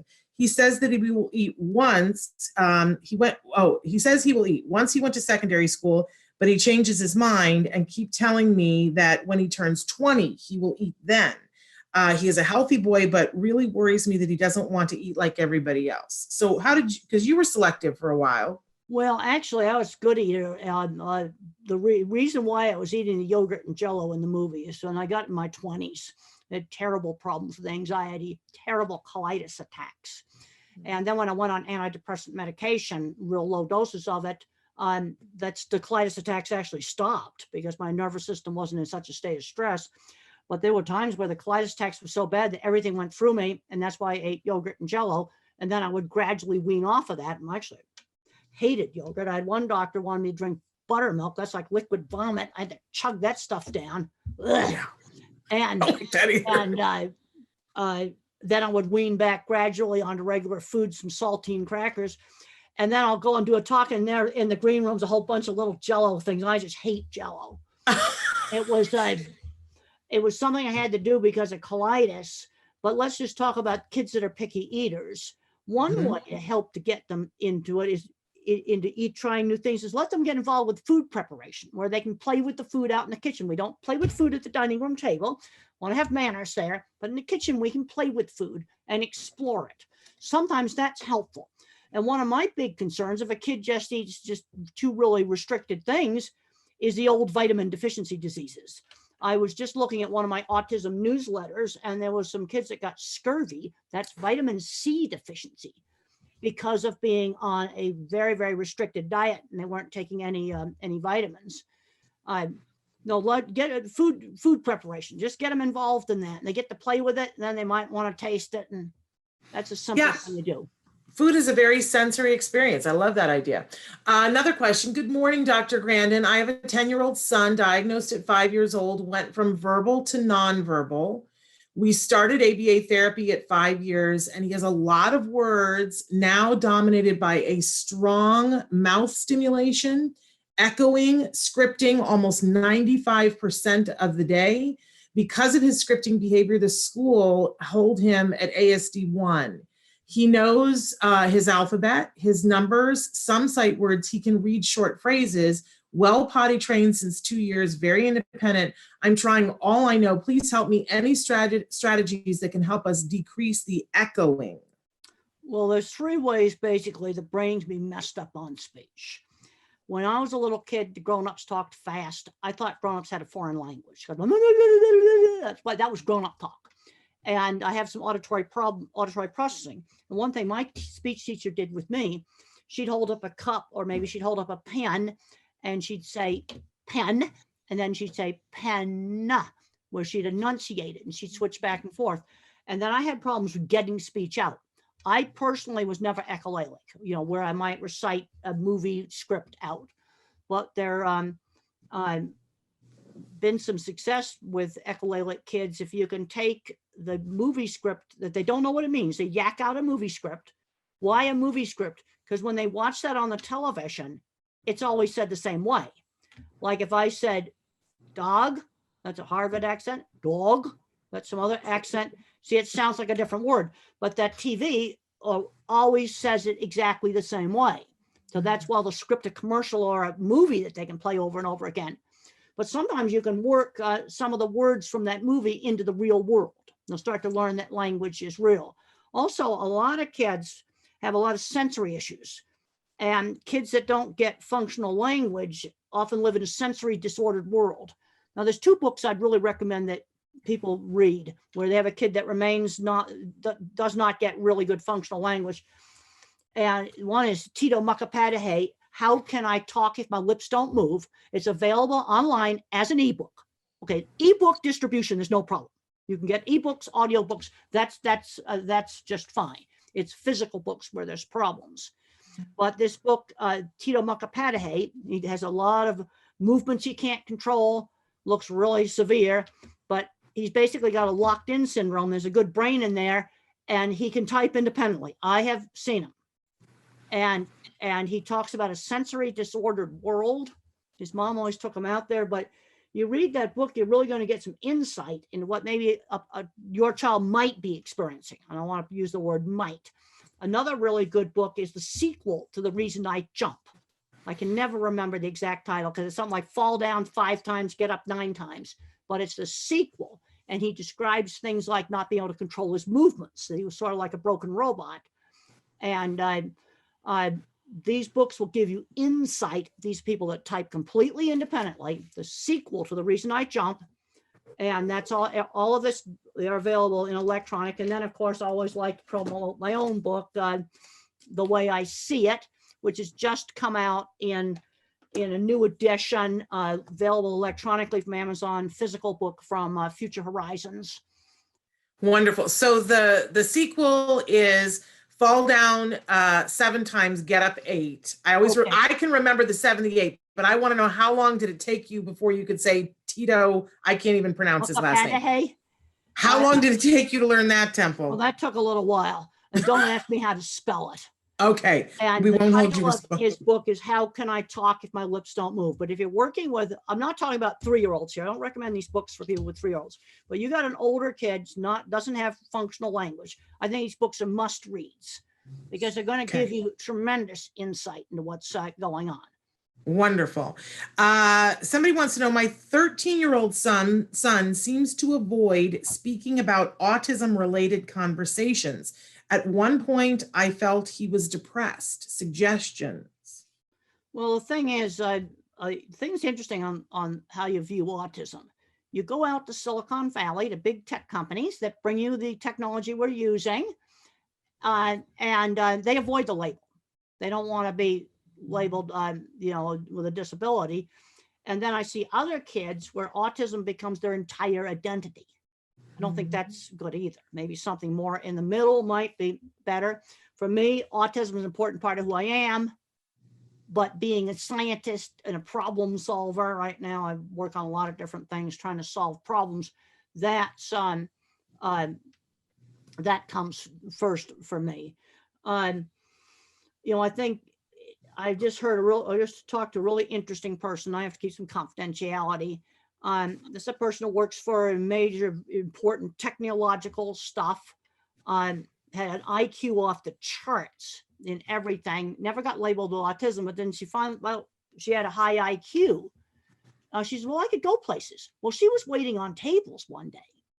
And she waited on two people that opened up to the door into a fabulous technological career. I have to keep confidentiality, but yes. She recognized, and then when the guys talked to her, they recognized her intelligence and she was invited right in. That's back door. And the thing is, she recognized that back door, but her label was high IQ. That was the only label that she had. She's a person, 50s, a bit of an older person. But you see, I did the same thing in my career. There's a scene in the HBO movie where I go up and I get the editor's card because I realized if I wrote for that magazine, that would really help my career. And she recognized the door and she went through it and she was waiting on tables. Sometimes you just don't know who you're waiting on. See, half of all good jobs are gotten through the back door anyway. All good jobs. I believe that too. Okay, somebody wants to know, glad to see you ladies. What are the signs that a kid will reach a high functioning level? My son is 6 years old. He is functionally verbal and has a moderate level of autism. He has been receiving ABA for 3 years now. I can't answer specifically, but let's just look at 6 years old. Okay, I'll ask you about the speech. Can he ask questions? Can he request things? Can he read? I was 8 years old and I couldn't read. And mother taught me with phonics. And I went very quickly from the 3rd grade level up to the 6th grade level of reading. But let's just look at the skills. The thing is, a person with autism or a child with autism, they blossom. I've had parents say, well, I got my kid out doing all these things, got my kid out on a boat, never thought he'd get on a boat. And they get out and do things. You just don't know. But there's a tendency to overprotect. What you want to do is stretch and say, well, would you want to go on a boat or would you want to go for a hike? Give them a choice, but get them out there doing things. And they can sometimes really blossom. They can do a lot more than what you think. And, absolutely. And I'm a visual thinker, so I don't really relate to terms like level 1 or moderate. I'm going to go, okay, let's just look at the skills. Dress, shower, let's start with the basics. Potty. Okay, should be learning some reading skills, writing skills. Maybe he has motor issues. Well, then he can type. There's a reason why keyboards were invented. What can he do? It's when kids are really little, you just can't tell. I looked horrible when I was a real little kid, just horrible. I want to bring up, since you brought up your mother, that your mom, Eustacia Cutler, is going to be with us on Friday. Good. And she's going to be answering questions and she's going to speak a little bit about a bunch of things. And so she's asked that people send their questions in early and that she wants to answer questions on a general nature. We're working out a way that she can meet with people to answer questions individually. She prefers to do it that way. So we're asking for you to send your questions in for Eustacia. You can do that as soon as the show is over, because later on today, I'm going to go over some of the questions with her. But we're really excited to have your mom on Friday. Well, Temple. Good. That's just great. But I'm going to be, like that. It's hard. First of all, I don't have enough information to answer things absolutely specifically. But there's a tendency, and I can understand why Silicon Valley avoids the labels, to become the label. Like this lady, I just talked to her. She had high IQ. She started talking to these tech guys. Next thing, they're taking her over to the workplace and they're hiring her. Yeah. Yes, because I mean, I'm pretty sure she's on the autism spectrum. There we go. Sure, just in talking to her, and I'm pretty sure she's autistic. I can't say for sure, but. Right. I love Howie Mandel. He has a phrase. He says, let's stop talking about what somebody can't do. Let's look at what they can do. He says, let's not talk about disability. Let's talk about this ability. Well, this is what Stephen Hawking has to say. Y'all know who Stephen Hawking is. Yes. Concentrate on the things. Your disability does not prevent you from doing well. There we go. I love it. I really like that. I like that too. I also like different but equal, and we know who started that. Yeah. That would be you. Yeah. Wonderful friend. Okay, next question. Someone told me that fine motor is also connected to oral motor. What are your thoughts about that? They say that their son is having trouble lifting his tongue. Well, you need to go to a specialist on that. Occupational therapist, physical therapist, yeah, you definitely need to see a specialist. I am not qualified to. Have you ever heard of the fine motor, though, being connected to the oral motor? I've never heard that before. Well, I would definitely go to a specialist. Now, I have my other favorite thing I do, and that's reading scientific papers. Then I might end up going deep into the literature, but I recommend you get professional advice on them.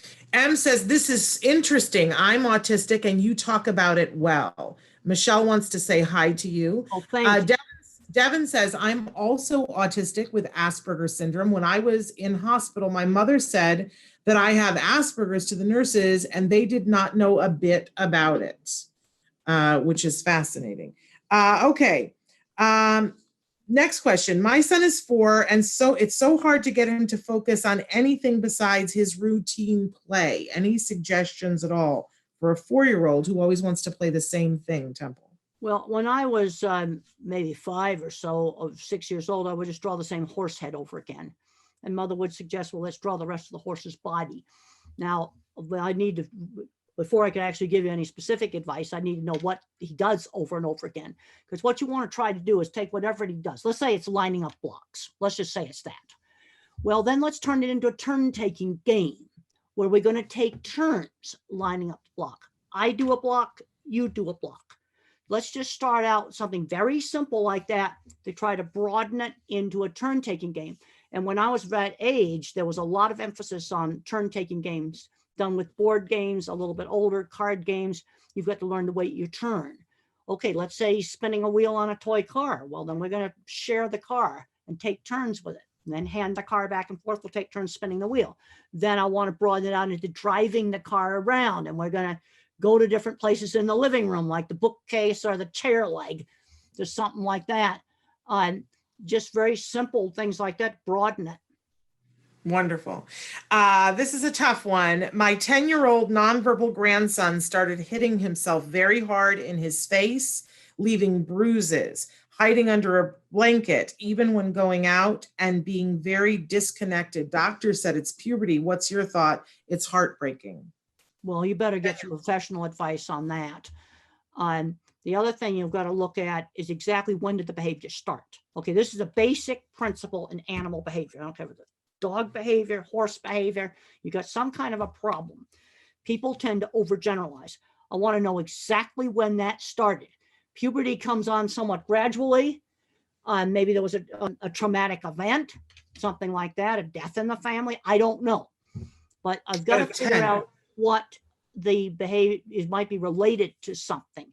Now, there's some kids that hit themselves, and I've read first-person accounts about this, and they don't even realize they're doing it in some cases.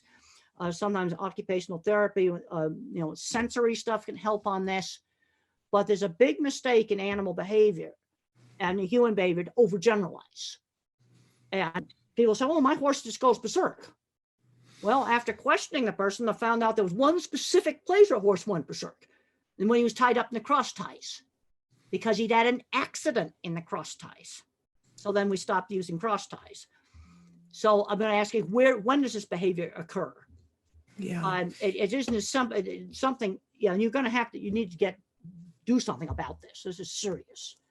I think, Temple, a lot of, in the early years when our kids are diagnosed, a lot of the stuff we hear is that people will say, well, autism, it's a lot of, they do a lot of random, strange behavior. But I know I've certainly learned over the years, there's nothing random. Not random. It's not random. There's a reason for everything. Well, what I did, I can remember I was allowed to do an hour after lunch of spinning a brass plate that covered up a bolt on the bed frame. And when I did these repetitive things, it was calming. That's why the kid does it. But the problem is if you let a kid do it all day, nothing's going to go into his head. It's okay to do a little bit of stimming to calm down. That's okay. But there you go. Doing it all day is not okay because you shut off the brain. I remember doing it. I remember winding up the swings, letting them twirl. It was almost like taking the drug.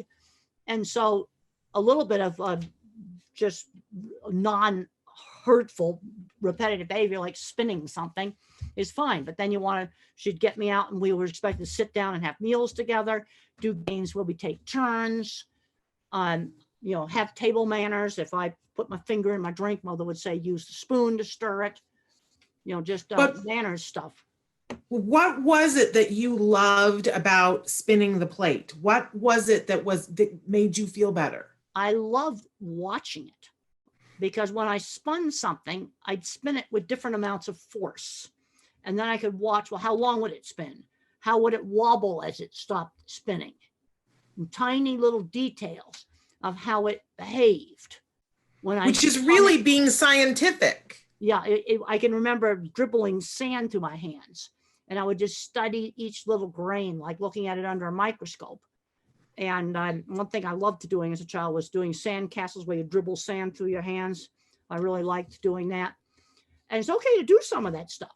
But the problem is if a kid does it all day, yeah, they're not gonna learn anything else, like playing video games all the day. Yeah, you might get really good at playing video games, but you're not gonna learn anything else. Do you still do anything like the spinning the plate or like the sand through your fingers? That's part of your daily? I do a lot of doodling on papers. I'll do a lot of that kind of stuff. I've got like 25 binder clips in a chain that I'll sometimes manipulate when I'm on the phone. Love it. They're in my upstairs office. So Temple, we have a very special guest who's going to be on the show on Thursday. He is a young man who he's on the autism spectrum. He's an actor and he's a professional actor. He's 17 years old. He was first on Speechless. Then he played an autistic young boy on The Good Doctor. Good. And now he has a great role on the hit Netflix show Lock and Key. Okay. And he plays an autistic young man on that. He's going to be joining us on Thursday. His name is Kobe Bird. He's a big fan of yours. Oh, well, great. And, thank you. And so I was talking to him and his mom last night. They want to know, do you still utilize something like your cow squisher? No, that broke about 10 years ago and I never got around to fixing it. So then I started hugging real people. Now we're not allowed to do that now with social distancing. So was the real people giving you the same thing that the cow squisher was giving you? Well, I didn't need as much from the cow squisher. Now, one thing that I still have got to do is I got to do a burst of intense exercise every day. And if I don't do it, even taking a low dose of antidepressants, if you want to read about that, that's in my book, Thinking in Pictures. And it's available in ebook, easy to get ebook. And if the medication alone doesn't do it, but a burst of hard exercise. I used to do 100 sit-ups on the bed and then my sciatic nerve was hurting me. So now I'm doing modified push-ups. Do I like exercising? No, I hate it. But to get up to 100 sit-ups, that took a long time to work up to that. I want to emphasize that. I started out doing like 3. That was 6 months to work up to that. Wow, and I'm impressed. But if I don't do that burst of hard exercise, then I have trouble with sleeping. And I found that I'd added up like how much airport walking I did. That just doesn't seem to do the same things as the burst of hard exercise. I've been listening. You said that when you were with us on the 2nd of April, and I've been trying to add a burst of hard exercise, and I find that it's helping me too, Temple. So well, you've inspired me. Work up to it slowly. I don't want anybody having a heart attack here. No, I want to emphasize working up slowly. But there's something, and I think there's starting to be some scientific evidence about a burst of hard exercise where slow walk, I have to get myself breathing hard a bit. Yeah. Love it. Okay, somebody's written in and said, I am autistic, but diagnosed as an adult. I am 30 now, was diagnosed 2 years ago. I know that whenever I was a child, I was reading before my 4th birthday, but did not speak until I was 6. When I did finally speak, I was speaking on the same fluency as my peers. And I believe that the reason I was able to speak so well was because my immediate family still spoke to me and would have conversation with me as if I was able to use my voice. What do you think about that, Temple? Well, I think that's important. I think that's important. One of the things that, Soma did with Tito, and how can I talk with Soma? She took them everywhere. Yeah. Well, they were from India, so they go on the outdoor markets and railroad station and all kinds of places like that, noise and stuff. She took them everywhere, and we got to get these kids out doing things. Now, what do you do about the sound sensitivity? Well, I think I may have talked about that before. Give the kid control. Let the kid turn that dreaded hairdryer on and off. And then he's going to find it fun to blow things around the house with it when he can control it. Okay. We're getting a couple of questions for your mom, which is really great. But I would sort of love to know your opinion on this. They're asking, they want to ask your mom, how do you teach hygiene? They have a daughter who's 18, high functioning autism, has to be reminded about deodorant. It bothers me that she's not mindful about daily care. Now, clearly your mom taught you manners, and she, because you are a professional, and, hygiene is a very big deal. I've heard you lecture about people presenting themselves cleanly and getting their hair taken care of. What do you think made that important to you? Was it something that your mom did, or was it something just in you? It's something that a guy in the construction industry did. There's the scene in the movie where the boss slams down the deodorant. And they actually took two bosses in the movie and combined them. It was actually a construction boss that did that. And I wanted the job. And he basically told me I had to clean it up. It was that simple. And I wanted the job. And that's something. Now, back in the 70s, they had these gunky, awful roll-ons. Now the solid sticks, you don't even feel them. There's no excuse for not using solid stick. And I get the unscented type. No, you have to clean it up. It's just that simple. Do you think it's better coming from somebody other than mom, or do you think it could be from anybody? Well, the thing that made the big difference on me, it was this was a job I really wanted. And he slammed down the deodorant just like it was shown in the movie and said, "You stink, use it." Exactly what he did. I showed Mick Jackson, the director, exactly how to slam it down. And I realized I had to clean it up. Yeah. No, it doesn't mean that you have to become a different person. I still dress eccentric, but you just can't be a rude, filthy slob. Do you consider the way you dress eccentric? Well, it's a little different, but it's important to look presentable, and dirty, filthy T-shirt, that's not okay. You wear a T-shirt, but it needs to be a clean one. And I seem to recall that there's a story about when you went to go to the Emmys. Was there discussion about what you were going to wear about that? Am I crazy? No, I wore a shirt that was a gift from my sister. It's my top was Ralph Lauren. My bottom was Walmart. Black Walmart. One of the reasons why I wear Walmart dress pants is because they don't itch. I got to have pants that don't itch, and they make really nice dress pants and not very expensive, but I thought that was kind of funny to have Ralph Lauren on my top and Walmart on the bottom. Was there somebody who was pressuring you to wear a ball gown or? No, it wasn't. I wouldn't wear a ball gown. No. I mean, and this day and age, I think everybody is allowed to dress how they want to dress. I was dressed up. There actually was a Ralph Lauren shirt that my sister gave me, and that's the reason why I wore it. You looked great. Yeah, you looked great. And when Claire won and you stood up, I think we all cried. We all were just beside ourselves. And then I grabbed the mic and I said, "Mom, I know you're nervous. Stand up." And then the boom camera came over and took a picture of her. And she stood up. There was an amazing moment. I'm sure it was an amazing moment for you guys, but it was an amazing moment for all of us, Temple, to see you in that way. It was like winning the Olympics for all of us. No, We it was absolutely- absolutely wonderful. And one thing with that movie, they got the right team together, and Emily Gerson Sains, she's the one who put that whole project together. And what I learned, you get the right people doing stuff, things come out good. The stuff that's the most accurate stuff in the movie is the visual thinking is shown absolutely accurately. The projects are accurate. Some of my stuff, that doctor scene, and Mother hates that doctor scene, is not accurate. She actually went to a neurologist, and I was recommended to get speech therapy. But what the doctor scene was typical 50s. Right. But the work stuff in the movie is probably the most accurate stuff. And I like the fact it shows visual thinking accurately so people can understand visual thinking. I think it's the first time that most people got it, that they were like, oh, and I think a lot of us went, oh, I completely understand that because my brain does that to a degree. Yeah. Like I'm visual too. And I was like, oh, well, my brain does that. It just does it in a slightly different way, but I think visually too. And it made a certain amount of sense for all of us. It was a gift to the world. Well, and I think did as much.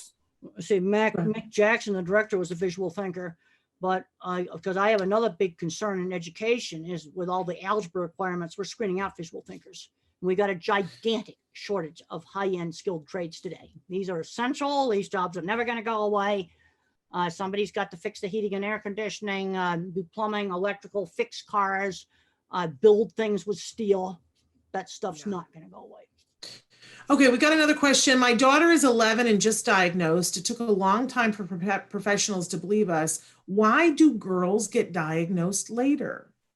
Well, I was just reading on the autism magazines about this. Well, girls tend to be more flexible in their thinking and they just don't show it. And one of the problems with girls with autism is getting into abusive relationships. That can sometimes be a big problem. Yeah.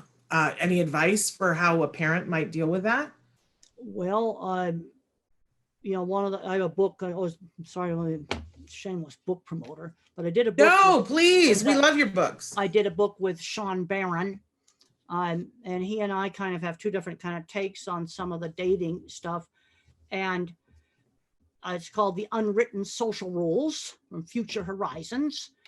And one of the little rules they've got in there is not everybody that acts like your friend necessarily is your friend. Yeah. And that can be a real big problem area. I can remember other girls would get me to read private stuff to them, and then I found out they were laughing about it. That was in college, and that was very difficult to deal with. Oh, yeah, no, that would be upsetting. Since you brought it up, I'm going to ask you, but you can tell me it's none of my business and I won't be offended. But since we're talking about dating, would you be interested in talking about any experience that you have had in terms of dating? I basically, it's not part of my life. When I was in college, I did a little tiny bit of dating with one guy, but I just saw too much abusive stuff going on. Too much drunken angriness. I never saw a marriage I could see myself in. And what I've basically done in my life is I've replaced emotional complexity with intellectual complexity. So when there's a problem, I want to go out and research treatments for COVID because I'd like to not die, for example, or go out and reach something else like book distribution or some other thing. Because one of the things I really like doing is finding practical ways to solve problems. Yes. Yes, the first time I met you, after we were done with the interview, you were asking me questions about, did my husband and I ever get like dating time? Did we ever get to go out alone? And I was like, no, Temple, we don't have anybody to watch our son. And then you started giving me marriage advice. You started saying to me, no, you're going to have to figure this out. You're going to have to, trade with another mom. And, because you have to have time with your husband where you're not talking about your son. And I started to laugh. And you said, what are you laughing? And I said, I'm just having this wonderful moment where I'm realizing I'm getting marriage advice from Temple Grandin. And you said, I'm a problem fixer. I like to solve problems. And I've never forgotten that. I'm still happily married, probably thanks to you, Temple. I didn't. Okay. It's one of the things that Mother has talked about is having time for the siblings. Okay. My sister's a year and a half younger. And the other ones there was a big enough gap in age that I don't think there was much effect. But the one that was a year and a half younger, I was getting the attention and she wasn't getting enough attention. And that there needs to be time for the other siblings to get and do something they want to do. Are you still close with your siblings, Temple? Oh yeah, yeah. But I've been calling up Katie and Izzy and talking about what's going on in New York right now. They live in Manhattan, New York. Yes. Well, as I said before, we're having your mom on Friday, and we're taking questions. Because later on today, I'm going to go over questions with her. So if you guys have questions for her, be writing those in after the show so we don't confuse them with these. Okay, my son has trouble when we used to go out to stores. He gets overwhelmed. How can I help him? He's 4 years old and he can read. He always wants to play with my hair while we're grocery shopping. How can I help? Well, I think probably the grocery store's got a lot of noise. Now, one of the things with sensory oversensitivity, one thing that helps is giving the kid some control. Okay, let's start off with going to the store maybe when it's not so busy. But then on the other hand, if he starts to get overwhelmed, maybe he can have a signal. And if he gives that signal, then she'll take him out. In other words, giving him the control. See, this is the same thing as the kid doesn't like the vacuum cleaner, and you let the kid turn the vacuum cleaner on. Or the kid doesn't like buzzer on the scoreboard in the gym, and you go down there when nobody's there and you turn the thing on where the kid controls it. Or you can have your headphone, you got it with you, but you want to try not to wear it. In other words, but it's with you. Again, yes. That gives you control. And then gradually you'll get to where you can tolerate more and more supermarket. But because some of these things can be desensitized. I remember mother saying in one of her talks, she said, well, I got upset about some cannons that went off at the circus, but she took me back there again anyway, because I kind of liked it. You know, you don't want to shove them into these things. And one thing she did do, we did not have noisemakers at my birthday party. That was an accommodation. But you take the dreaded thing that makes the noise.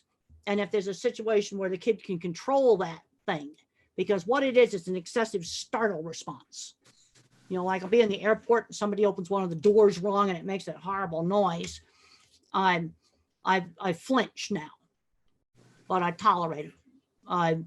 But you give them some sense of control, and then I'll gradually try to do more. And then maybe if he stays in the store a certain length of time, he can buy some little thing in there. So there's then a reward for tolerating the grocery store. Okay, this is interesting. Somebody wants to know, do you still believe that at least one of the parents of an autistic kid is autistic or has traits of autism? Oh, autism is a truly, truly continuous trait. And I see autistic traits in parents all the time. But it's a true continuous trait. You see, a brain can be more thinking or a brain can be more social emotional. What point do you slap a label on it? There's also a link genetically with intelligence and some autistic traits, because to be really social eats up a lot of processor space in the brain. So where do you allocate it? But everything I've been reading now about genetics shows truly a continuous trait. You know, there is no black and white dividing line between, okay, computer nerd and autism. In fact, the name for the same thing in a lot of cases. And then, of course, you get down where the kid remains nonverbal. Yes, that's definitely, he's definitely got a disability there. So then, I don't want to put words in your mouth, but is it that because we think of autism as being this spectrum, so do you feel like everybody is somewhere on that spectrum? Well, probably not, because I think it's basically sort of a spectrum between them being more of a thinking brain or being more of a social brain. It's just how you allocate the resources in the brain. You got some people who are super yakety-yaks, probably don't have any of the traits or barely would have them. Interesting. It's a truly continuous trait. Because it takes social stuff takes a lot of processor power. I've never really thought about it that way before, and that's very illuminating. How can children of any age with autism learn the benefits of having siblings? Well, let's do activities together. We did some good activities. We used to go skating together. We go out on the hill and take turns using the sled. Again, this is teaching turn taking. I talked to one family, and every weekend they do an outing. The autistic kid liked roller skating, I think it was. Well, the siblings then going to get choice to maybe do something different on another one of the weekends. You know, so if there's 3 kids, then he gets to pick roller skating every 3rd weekend. But we don't go roller skating every weekend. Maybe you don't like skateboarding, but then you're going to have to sit and watch it. because you've got to take turns picking out the movies. I've talked about what to do when they're locked up in the house. Well, watch the International Space Station, living on the International Space Station, tight quarters. Yes. Tour of the bathroom. It's not that fun. You got me hooked now on there, because there's a website, you guys, where you can go and it's Life on the International Space Station. And they have videos that are just for kids, but they're great for everyone. And you got me hooked on it because you were describing for me the one where they were making the peanut butter sandwich.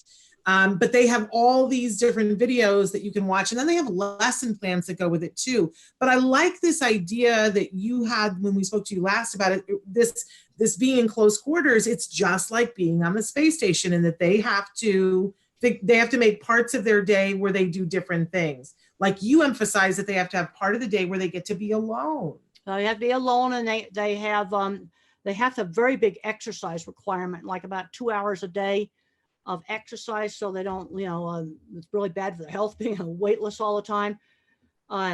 Over the years, they've collected some musical instruments and things. They have time to do hobbies. But one thing they have, and I've actually got sent a schedule of the astronaut schedule on the space station. They have what's called the midday meal, where everybody is going to eat together. And that's scheduled. And then they have times they got to work on their experiments. They have time where they can get on the internet. I mean, the space station is going round and round, so it's going to be going in and out of service. And they're going to know just exactly when those points are in the orbit. That's the time to do a video call real fast. Just like cell phones go in and out of service on the road, space station's going to go in and out of service as it goes around. Yeah, that's fascinating. Somebody says, thank you for being a role model for my daughter. She stopped violin practice today to watch this. She said that she is a lot like you were when you were little. Is it ever hard for you, Temple, that you are such a role model, especially to everybody, but especially to girls on the spectrum? Do you ever feel like you have a lot to live up to? Well, I feel it's a responsibility. I've had people ask that. I've always got to behave myself. It's a responsibility. And I've got to take that responsibility really seriously. Absolutely. They're wanting to know what you're enjoying in your free time right now. Like, what's your favorite free time thing to do? Well, I've watched some of the episodes of the new Jean-Luc Picard Star Trek show. Now they're just getting involved with the Borg right now. I've always been a Star Trek fan. Also love to read my science magazines and business magazines. I was reading those this morning, read a really sad story about the flower industry. Since all the weddings are canceled, they've just had to destroy all the flowers. It was the saddest thing. And I read that this morning in Business Week, and very sad. It's so interesting how interconnected so many things are. And when you pull, a rather large thing out, like people going out in public, I hadn't thought about that. I hadn't thought about the flower industry and those poor people who make their living, because I'm sure that their sales have just gone right through the floor. Well, they had to chop them up and take them to the dump, is what they are, to the compost pile. Really, really sad. And then other things in supply chain, meat plants getting infected, warehouses getting infected. Some places do a better job of controlling it than others. And one of the things that's been a very effective method for like places where you have people grouped together on not getting sick is if you're sick, they pay you not to come to work. Yes. That will drastically reduce the infection rate of some of these really important things that we have in the supply chain. Yeah, I've been watching as they've been showing that some of these meat packing plants are closing, and with the one where they said they'd had over 600 people diagnosed positive with COVID. And I'm in that industry. I can't mention any names. I'm not going to mention any names, but basically I have been watching the figures on meat plants, also on all the supply chain things. I've been looking up the figures. And what I have found is when you pay people to stay home when they're sick, that will drastically reduce the infection rate. There you go. In these super critical things in supply chain. And then things like the poor flower industry, which was definitely considered the saddest thing. They had to throw away their entire crop, lay their people off. Really, really sad. Well, and of course, we're seeing that the pictures that they were showing of the farmers having to dump all their produce too, terrible. and tow it under. Horrible, because there are, we know that there are going to be some shortages in people who can't are pressed. Well, let me just they can't explain a afford few things about Yeah. that. Horrible. I saw the pictures of milk tankers dumping in a field. I saw that. Vegetable crops being plowed under. I've seen all of that. Okay, what happened? Let me just explain some things about supply chains. I am in the food industry. Where the restaurants shut down, then there's a huge amount of milk that they no longer need. And a lot of that went to restaurants. And the way the supply chains work is you have giant warehouses. Okay, imagine Amazon, but it's food. It's food, all food. Big, huge, gigantic warehouse for food. I've been in it. Yeah. I've been in the biggest one there is that distributes to what they call food service and institutional. In other words, that goes to cafeterias, it goes to restaurants. So that supply chain is set up, and I've got a no name policy on this. Sure, absolutely. You'll see their trucks. They have big trucks that bring the stuff into supermarkets, bring it into restaurants. So when the restaurant business fell, okay, now this supply chain set up to bring truckloads in to the back side of restaurants of supplies. Now, in order to, now the soup kitchens were screaming for food right now at this point. Yes. And so they really, really needed it. So we'd have to figure out some way to get that big distribution warehouse for the food service. We need to make, like pandemic planning now. Now, unfortunately, we've learned this the hard way, so that they can then divert that to food kitchens. Now, the problem you've got with the milk is that's unpasteurized product. You can't just sell that unless you want to get brucellosis and tuberculosis. I don't think you want that. That's the reason why you pasteurize milk. And if you want to drink raw milk, you better have a dairy that's very super good biosecurity. So you can't keep those diseases out. But you see then what happened when that supply chain shut down, then the milk processing plant couldn't process the milk. See, that's the problem that happened. And so let's say we have something happen again when restaurants are shut down, then you're going to immediately have to have another supply chain where that truck, instead of going to the back ends of restaurants, is going to go to the back end of the food kitchen. Yeah. But the supply chains weren't set up, and so the system just jammed. There was a learning thing there. No, I thought it was horrible. I saw that. Terrible. Just yes, absolutely horrible. I don't know. Here in Los Angeles, what they did was, because we have a huge school program through LAUSD where a lot of kids get fed through the schools. And when the schools closed, what they did was they took that entire operation and began feeding anyone. That if anybody is hungry, there's 2 times a day where they can go to all these schools all over LAUSD and they can eat, which you set up those supply chains. Yep. Then the big food service warehouse, gigantic warehouse, then just puts it into that supply chain. Yeah. You see, what happened is the thing cut off. Okay, you can't, the cows are going to still keep milking. Yeah. And then to figure out what we need to be doing for emergency planning now is figuring out how to divert that supply chain. But it took a while for the schools to figure out that they need to. We need you in charge of the food chain. That's what we need. I see it. I know you see it. I've been in all these places. I know how these supply chains work. I've been in these big food distribution warehouses. I've been there. Well, I remember when the whole thing happened with the nuclear power plant in Japan. And I heard an interview with you right afterwards, and you said, if an autistic person had designed that nuclear power plant, it would never have been flooded. You said you took one look at it and at the plans, and that you could tell why the water came in.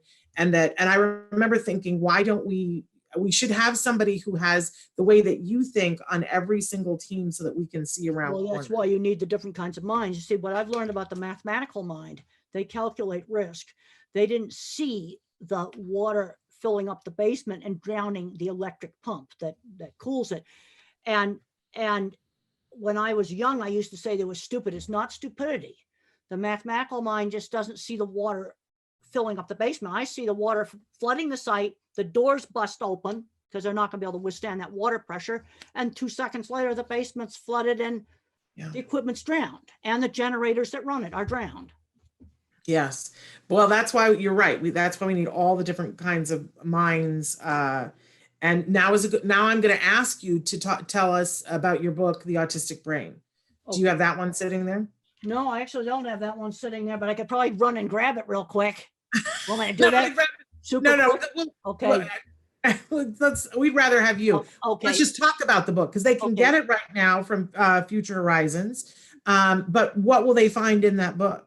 Well, actually, last time I looked, the Autistic Brain was available in the Amazon warehouse. I just checked that. But so you can get it there, I think, too.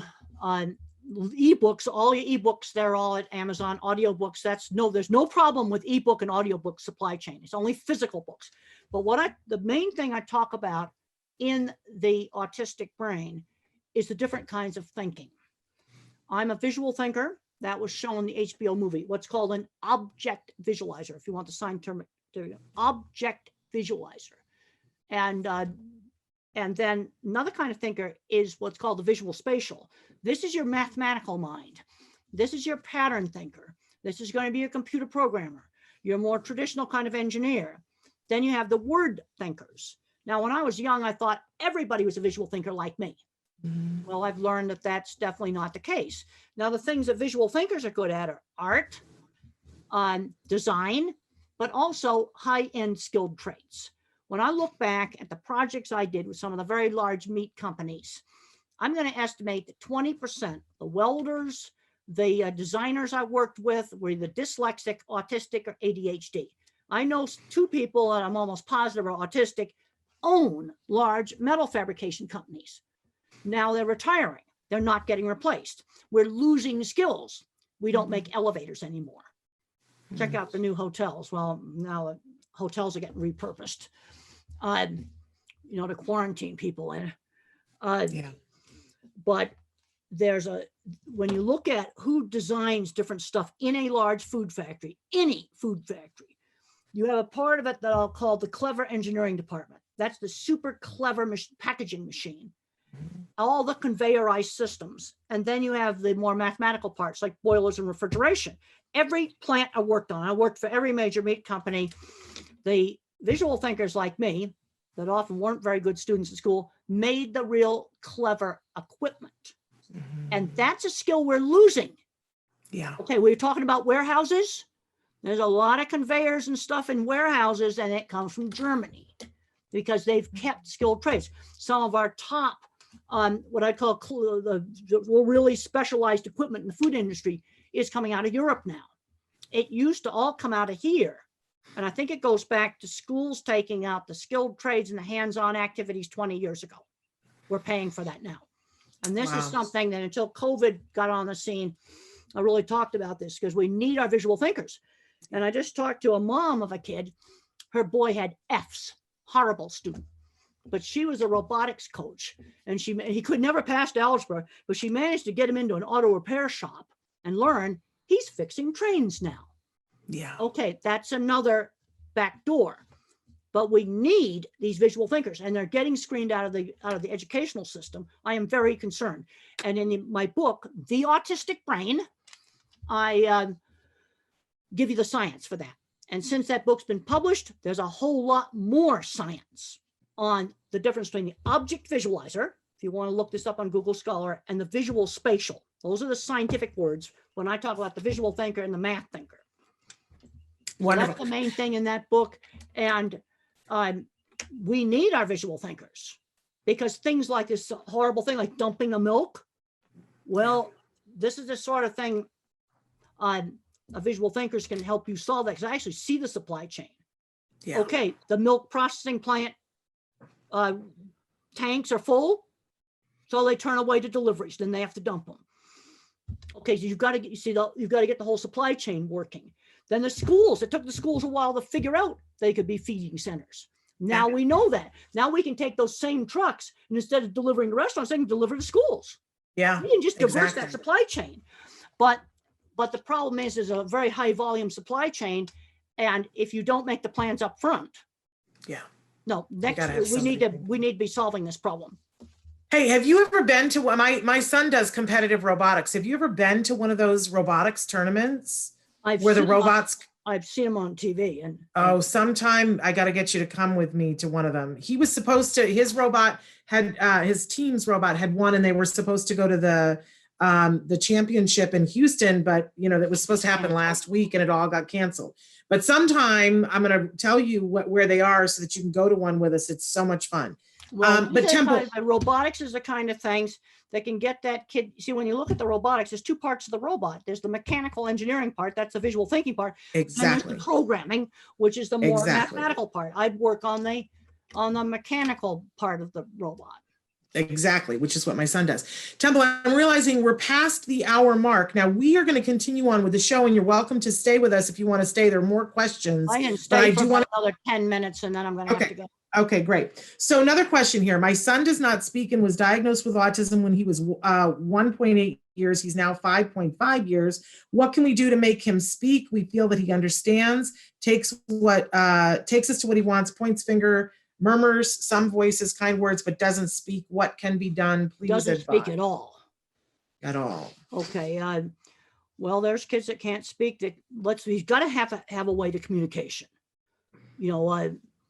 There's the various electronic devices, picture boards, picture exchange.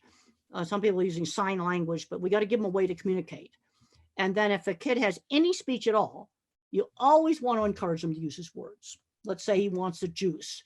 You say, use your words, but you got to give them time to respond. These kids are like a slow internet connection. They take time to respond. And then there's some that are not going to talk. Some of these kids can just learn to type with something as simple as a text messaging program on an iPad. I think the phones are too small for kids, but you could just use a tablet computer with a text messaging and put it in airplane mode so they can't send anything. And some can just learn to type on that.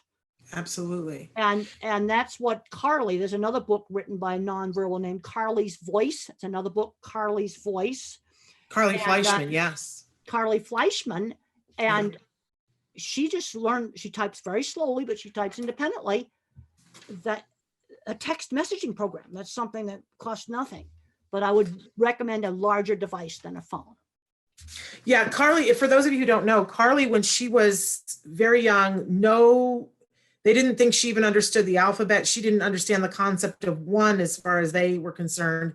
And when she was 13 years old, she took a computer from one of her caregivers. And this is like having never communicated in any way. She typed out, "My teeth hurt, please help me." So she clearly had been understanding some things and just didn't have a way to communicate. And then, of course, they gave her a keyboard, and she's brilliant. Brilliant. She's the one who interviewed Channing Tatum a while back, you guys. That's the thing that some of these kids can learn how to type.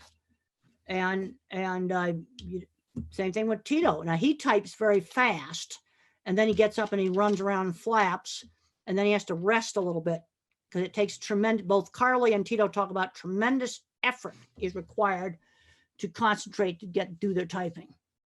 Absolutely. I want to talk a little bit about friendship. We have a lot of people writing in about friendships and relationships. Somebody says, I have a 17-year-old that doesn't have friends outside of school or sports. Not sure what to do. What advice do you have? And other people asking if you would tell a little bit about what friendships have been like for you and have meant for you in your lifetime. Well, when I was in high school, I got a lot of bullying and teasing where I had friends who shared interests. And they were horses, model rockets, and electronics. And to get friends outside of school, let's get involved in something where there's a shared interest. One innovative teacher started a Star Wars club in her school. And for the autistic kid, friends who shared interests, find stuff that you like to do together with other people. A lot of my friends, they're in the autism field, they're in animal behavior. They were construction people. We used to love to just sit around and talk about how to build stuff. We also like to talk about how stupid the suits were too. So similar interests. Yeah, similar interests. Wonderful. I think we talked about this last time, that there was a great study years ago that came out of Santa Barbara talking about bullying, and that that when you have friends, you're more bully proof. and that one thing that a parent can do is facilitate a club at your child's school that's something that they're interested in.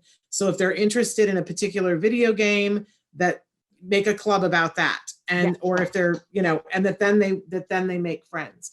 I also, I don't know if you know the Peers program, Temple. There's a great program out of UCLA that's called the Peers program. And it's simultaneous tracks where the parents are taking a track on how to support their kid being friends and social so that it helps them to realize when they're making a mistake. And then the kids are taking a track at the same time. And it's really brilliant. I absolutely love it. And they're offering right now to do that online with you and with your kiddos. So that's at UCLA. So check that out. Temple, can you tell me about equine therapy and autism? This is Carrie asking. Well, there's some individuals that really respond well to equine therapy. And I find that how do autistic kids respond to animals, there's 3 different ways. Love them, a little scared at first, then love them, and then maybe not appropriate. And that's usually sensory. You can't control when a horse might whinny, for example, where I can control maybe when a vacuum cleaner is turned on. But there's parents that have said, my kid did their first words on a horse. Now, I realize that's just anecdotal data, but I've probably heard that 7 or 8 or 9 times now. And one of the things we need to figure out is what subgroup responds that way. In the horse, you have balancing and you have rhythm. And those are 2 activities that stimulate the cerebellum, which is involved with timing stuff throughout the brain. There's a lot still not understood about the cerebellum. And that may have something to do with it. But for some kids, it's just the best thing you can do. But again, one size doesn't fit everybody. And right now they're building a new equine center. They did break ground on it recently. One of the things I'd like to find out is what kind of a subgroup responds that super well where you're getting that space. I've heard that anecdotally enough times. You can't just poo-poo that off. Something's happening there, and we need to find out what kind of kid that works with. Well, there's something about animals. I know you're a big animal lover. That's been the large portion of your life has been devoted towards animals. But I feel like it's similar to how I feel about the autism community. Animals don't lie. No, they're just exactly who they are, and they tell the truth 100% of the time, which is what I feel about individuals that I've met on the autism spectrum. Well, I've talked to one mom of an autistic kid. She says, my autistic son, he was nonverbal. She says he's best buds with a dog. I don't know. They're just like on the same wavelength. You see, that has nothing to do with speech. Well, you see, an animal's world is not verbal. And when you look at some of the research now, people are still fighting over animal consciousness. I've been following some of that literature. And I read a paper that an engineer wrote. They don't deny animals consciousness. But then you write something from the psych department, well, highly verbal. I start looking at author affiliations. And I'm finding that papers written in highly verbal fields don't have a hard time believing that animals are conscious the same way we are. And I think it has to do with verbal. This is actually being debated right now. I know. I just downloaded a paper just the other night that an engineer had written, and he says, oh, dogs are conscious. But I think it gets down to how big of a pedestal you put verbal thinking on. And I've discussed this as a visual thinker, but I don't think you have to be a verbal thinker to be conscious. And to me, just looking at some dogs yesterday, to say that this red dog is not conscious is just ridiculous. And I think it gets down to how verbal the person is, because this is being seriously discussed right now in scientific literature. I know, and it baffles me. I don't understand how an intelligent person who has been around dogs or horses or cattle can think that they don't think or that they don't. See, this is where I'm a total visual thinker, but you're taking somebody who's super, super verbal. And I've talked to some where they don't have any visual thought at all. Maybe they have a hard time imagining a dog is conscious, because a dog lives in a sensory-based world, not a verbal world. Yeah, but it's being seriously discussed now. I know. I don't get it. I don't get it at all. Scientific journals. I know. I don't understand it. Okay. Everybody's saying just how cool it is to have you here on the show, and they say, I love The Good Doctor. One person is writing, wants you to know that it's going to be 15 years in September that they were diagnosed with Asperger's at the age of 24. They want to know, have you seen the show, The Good Doctor? Oh, yes, I have. Yeah. Yes, I did. And what, do you like it? Well, I think in some things he could maybe learn a little more quickly. I mean, I learned I couldn't call people stupid at a project meeting after I got some counseling from plant engineer and some other people.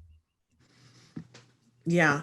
I had mentioned that on Thursday, we're having Kobe Bird on the show. He's that 17-year-old actor. He was on The Good Doctor.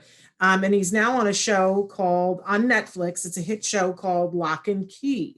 Temple, have you seen that show yet? I have not seen that show. I got to tell you, I think, because we like a lot of the same things. I like Picard. I like Star Trek. I got to tell you, I think that you will like this. It's a very fun show. It's called Lock and Key. I'm gonna have to look that up. And Kobe plays the character of Rufus on it. And it's based on graphic novels that were written by the son of Stephen King. Did you ever like any of the Stephen King stuff? Yeah, I've read a lot of Stephen King stuff. Yeah. Now, sometimes that's too much for me, but this is written by his son and has a huge following, but I think that you will super enjoy it. And I'd love to hear your opinion of that later on.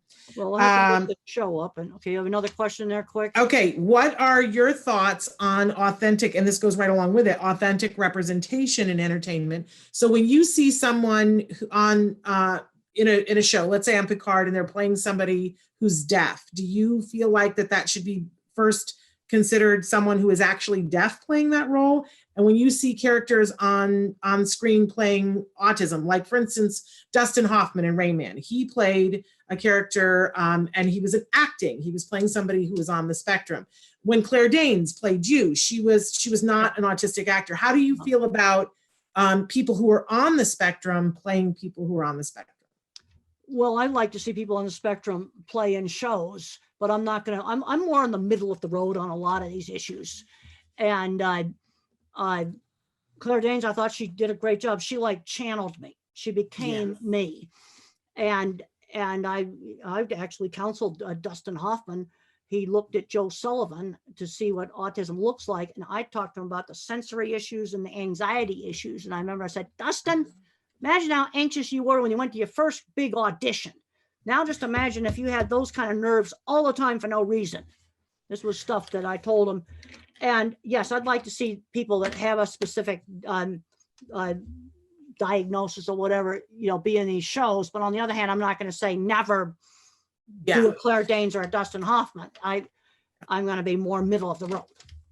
Well, I'm with you right there because I want to see those individuals get the first opportunity. I want to see them have the opportunity for the employment and all of that and authentic representation. But I also want to leave room for someone who's on the spectrum to be able to play someone who's not on the spectrum. And I think once we say, oh, if it's the characters on the spectrum, it has to be played by somebody on the spectrum, then we're also going to be saying that people who a character is not on the spectrum cannot be played by someone on the spectrum. And I never want to see that. Well, the other problem you got with the movie industry is they want to put a star in the leading role. Yeah, that's something they're going to want to do. So it's going to be a lot easier to bring them into a supporting role.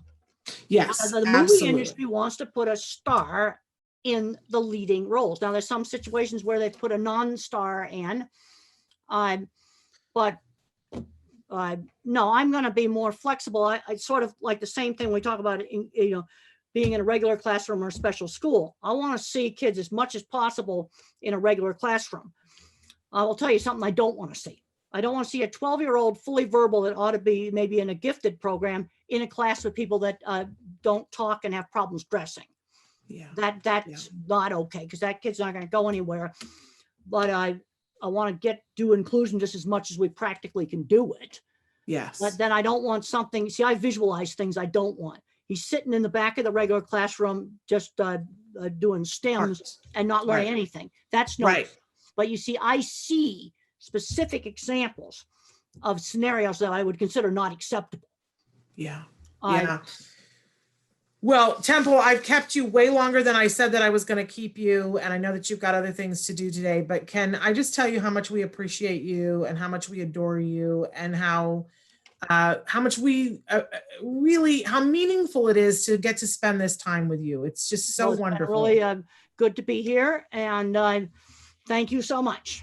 All right, and let's go to a robotics tournament. Let's go back to Houston to a robotics tournament, I think that would be and we'll great. see NASA again. I'd like to do that. Okay, great. All right. I think All I'm going right. to keep the meeting now. Okay, goodbye. Thank you. Bye, All right, Temple. bye.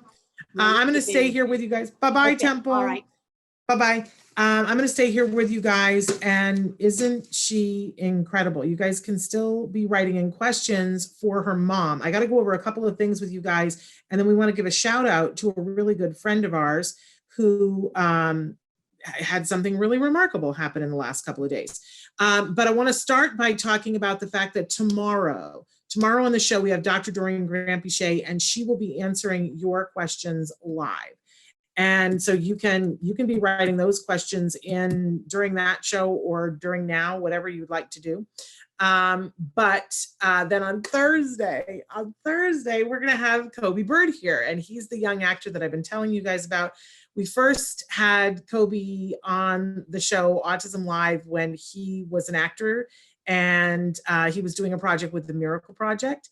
And he came on, and I remember just being so, I fell in love with him.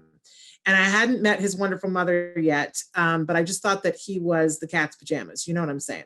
And he was funny, and he was fabulous. And I'm sorry, I'm trying to look up something at the same time.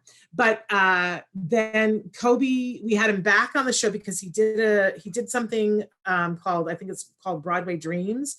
And he was one of a very few number of actors across the country who were chosen to go to New York to be in a showcase in New York. And so he came back on the show to talk about that. And by that point, I'd become friends with his mom, and he had become friends with my son, and he's such a good friend. And then, it was like, look at Kobe. He's already going to be doing something in New York City.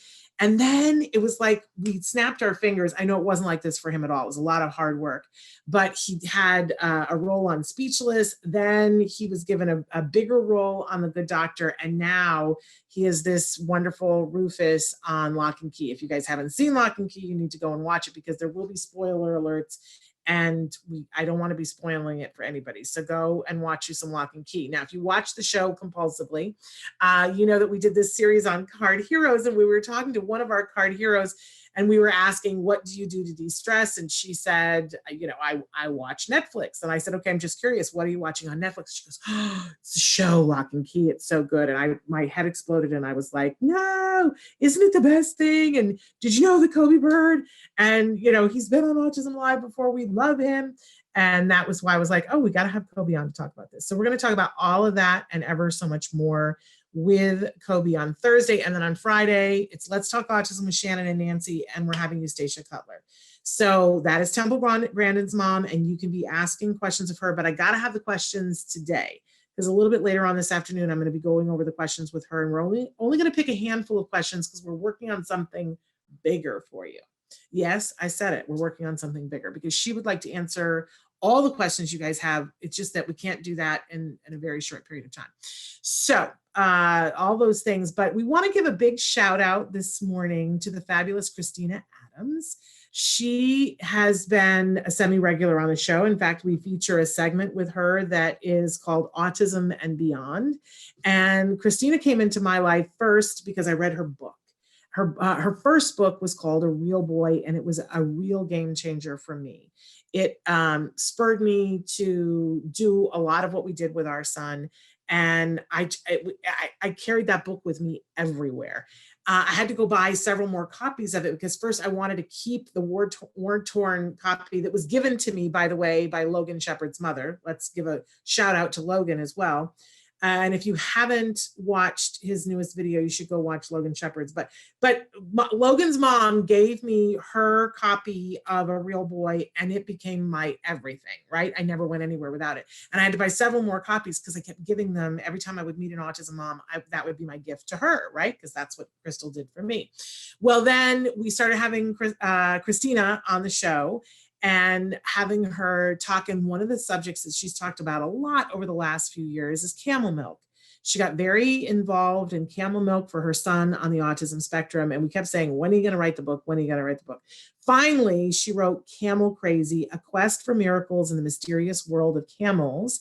And that is out right now. It is an amazing book that you need to buy on Amazon or wherever you get your books. And recently, her book won an incredible award. It won the Nautilus Book Award. And so we just want to give a big shout out to her for that. It is tearing it up in across the world because it's very popular in many different places. So the Nautilus Book Awards involve highly esteemed authors and publishers from across the USA from over 20 nations around the world. This year's achievement is more notable due to the record number of entries and diversity of high quality books. The organization states that it's truly encouraged by the new perspectives these books present with which to co-create a better future individually and collectively. And so it is one of the winners of a Nautilus Award book. So congratulations, Christina Adams. And we just want to do a big shout out, Camel Crazy. And the subtitle of the book is A Quest for Miracles in the Mysterious World of Camels. And congratulations to Christina. There is the book right there.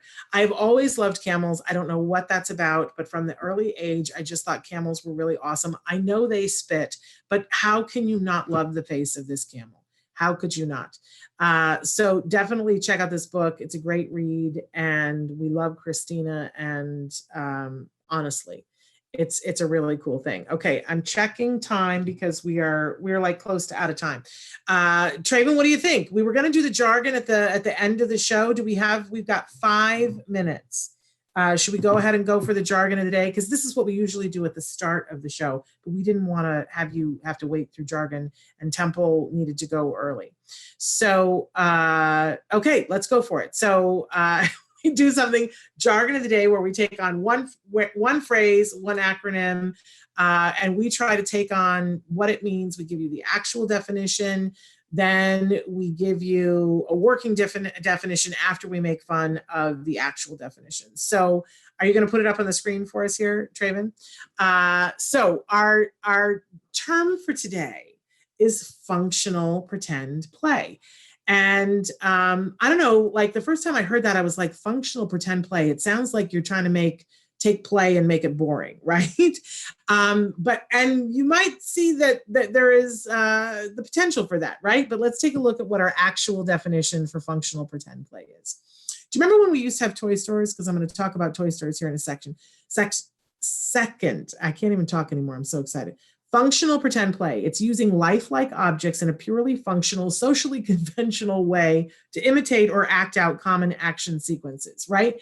Yawn. How can we make play as boring as possible, right? But let's go on to our working definition here to see if we can get a better hold on this. So functional pretend play is playing with toys that are lifelike in a lifelike way. So remember when we used to have Toy Stories, I can't talk anymore, you guys, toy stores. And there were just aisles and aisles and aisles, and each aisle had a theme, right? There was the doll aisle, and then there was the Lego aisle, right? But there was that one aisle that I never found particularly fascinating, that it always kind of made me go, what's that aisle about? Where they would have the toy vacuum cleaners. And I remember going, why would anyone want to get a child a toy vacuum cleaner? It's like vacuuming is my least favorite thing in life. Why would I want to get a child a toy to play vacuum? It was because I wasn't in the know. I wasn't in the know that part of what, and we want to do this with all children, but especially our kiddos on the autism spectrum who need a little bit more help sometimes connecting one thing with another thing, right? And play is supposed to be the place that we can all fail and have it cost nothing, right? So we want kiddos to be thinking about what they're doing and what other people are doing, right? We want them to be able to perspective take. We want them to take on other roles. And the beginning of that is when we do functional pretend play. So when you get a kiddo a fake cash register, right, that looks like a cash register, but it's all plastic and you push the buttons and it goes ding, right? But it's not a big, expensive, heavy cash register, right? We now have a place for them to play and to fail and have it cost nothing. So we do want to have kids learn through example. So, dad is vacuuming. We want for, the child to have a play vacuum cleaner and to be able to vacuum right along next to dad. We get I love now the Melissa and Doug, they have all these food boxes that, there used to be those like horrible plastic food things, but I love the Melissa and Doug stuff because it has food and it comes with a plastic, well, it's a wooden play knife, and you can slice open the orange and then you can Velcro it back together and slice it open again. These are all great skills that we want our children to be working on. And we want for them to want to be able to imitate things that other people are doing. There is no better toy for our young developing children than something from that functional pretend play aisle, because we're going to take all the things that we do, like eating lunch, and we have the plastic or the wooden bread with the wooden, we featured some in our toy guide that are really good fabric, corduroy fabric. And then you pretend to, I'm eating, and that begins to teach a different kind of rule-oriented play for our children, helps with flexibility in their brains. So functional pretend play toys. We don't have that aisle in the store anymore, but you can still find them online. They're great, great toys and help with a whole lot of things. All right, we are just about to be out of time, but again, wasn't this a great show? I must say, I just so love getting to chat with Temple, and I love for you guys to get to see her live. Is there anything better than that? Don't forget, tomorrow, Ask Dr. Doreen with Dr. Doreen Grandpichet. Get your questions answered. Thursday, Kobe Bird, wonderful, brilliant actor. And I'll tell you, you haven't even seen him sing. That boy is some talented sing, I tell you. So he's going to be with us from Lock and Key on Thursday. And then on Friday, Eustacia Cutler. And she is Temple Grandin's mom, and she's going to be answering a few of your questions. But she's going to be talking about the 4 things that we all need to know, that we all need to be teaching the people that we love on the autism spectrum and helping to support them with. She's also going to talk about the origins of the social aspect of autism. You're not going to want to miss it. And she's going to answer some questions, and we're going to tell you about how she wants to answer more of your questions. But write in questions for me right now, because those are the questions that we're going to pick from for Friday. And let me just say that next week is equally off the chain. Just off the chain, y'all. So we're going to finish April strong. And then we will continue on in May, because autism is not just 1 month out of the year, right? All right. I appreciate you all for being here with me and the excitement of all of this. And we will be back tomorrow. Until then, give your kiddos a hug from me and one for you too. Bye-bye for now.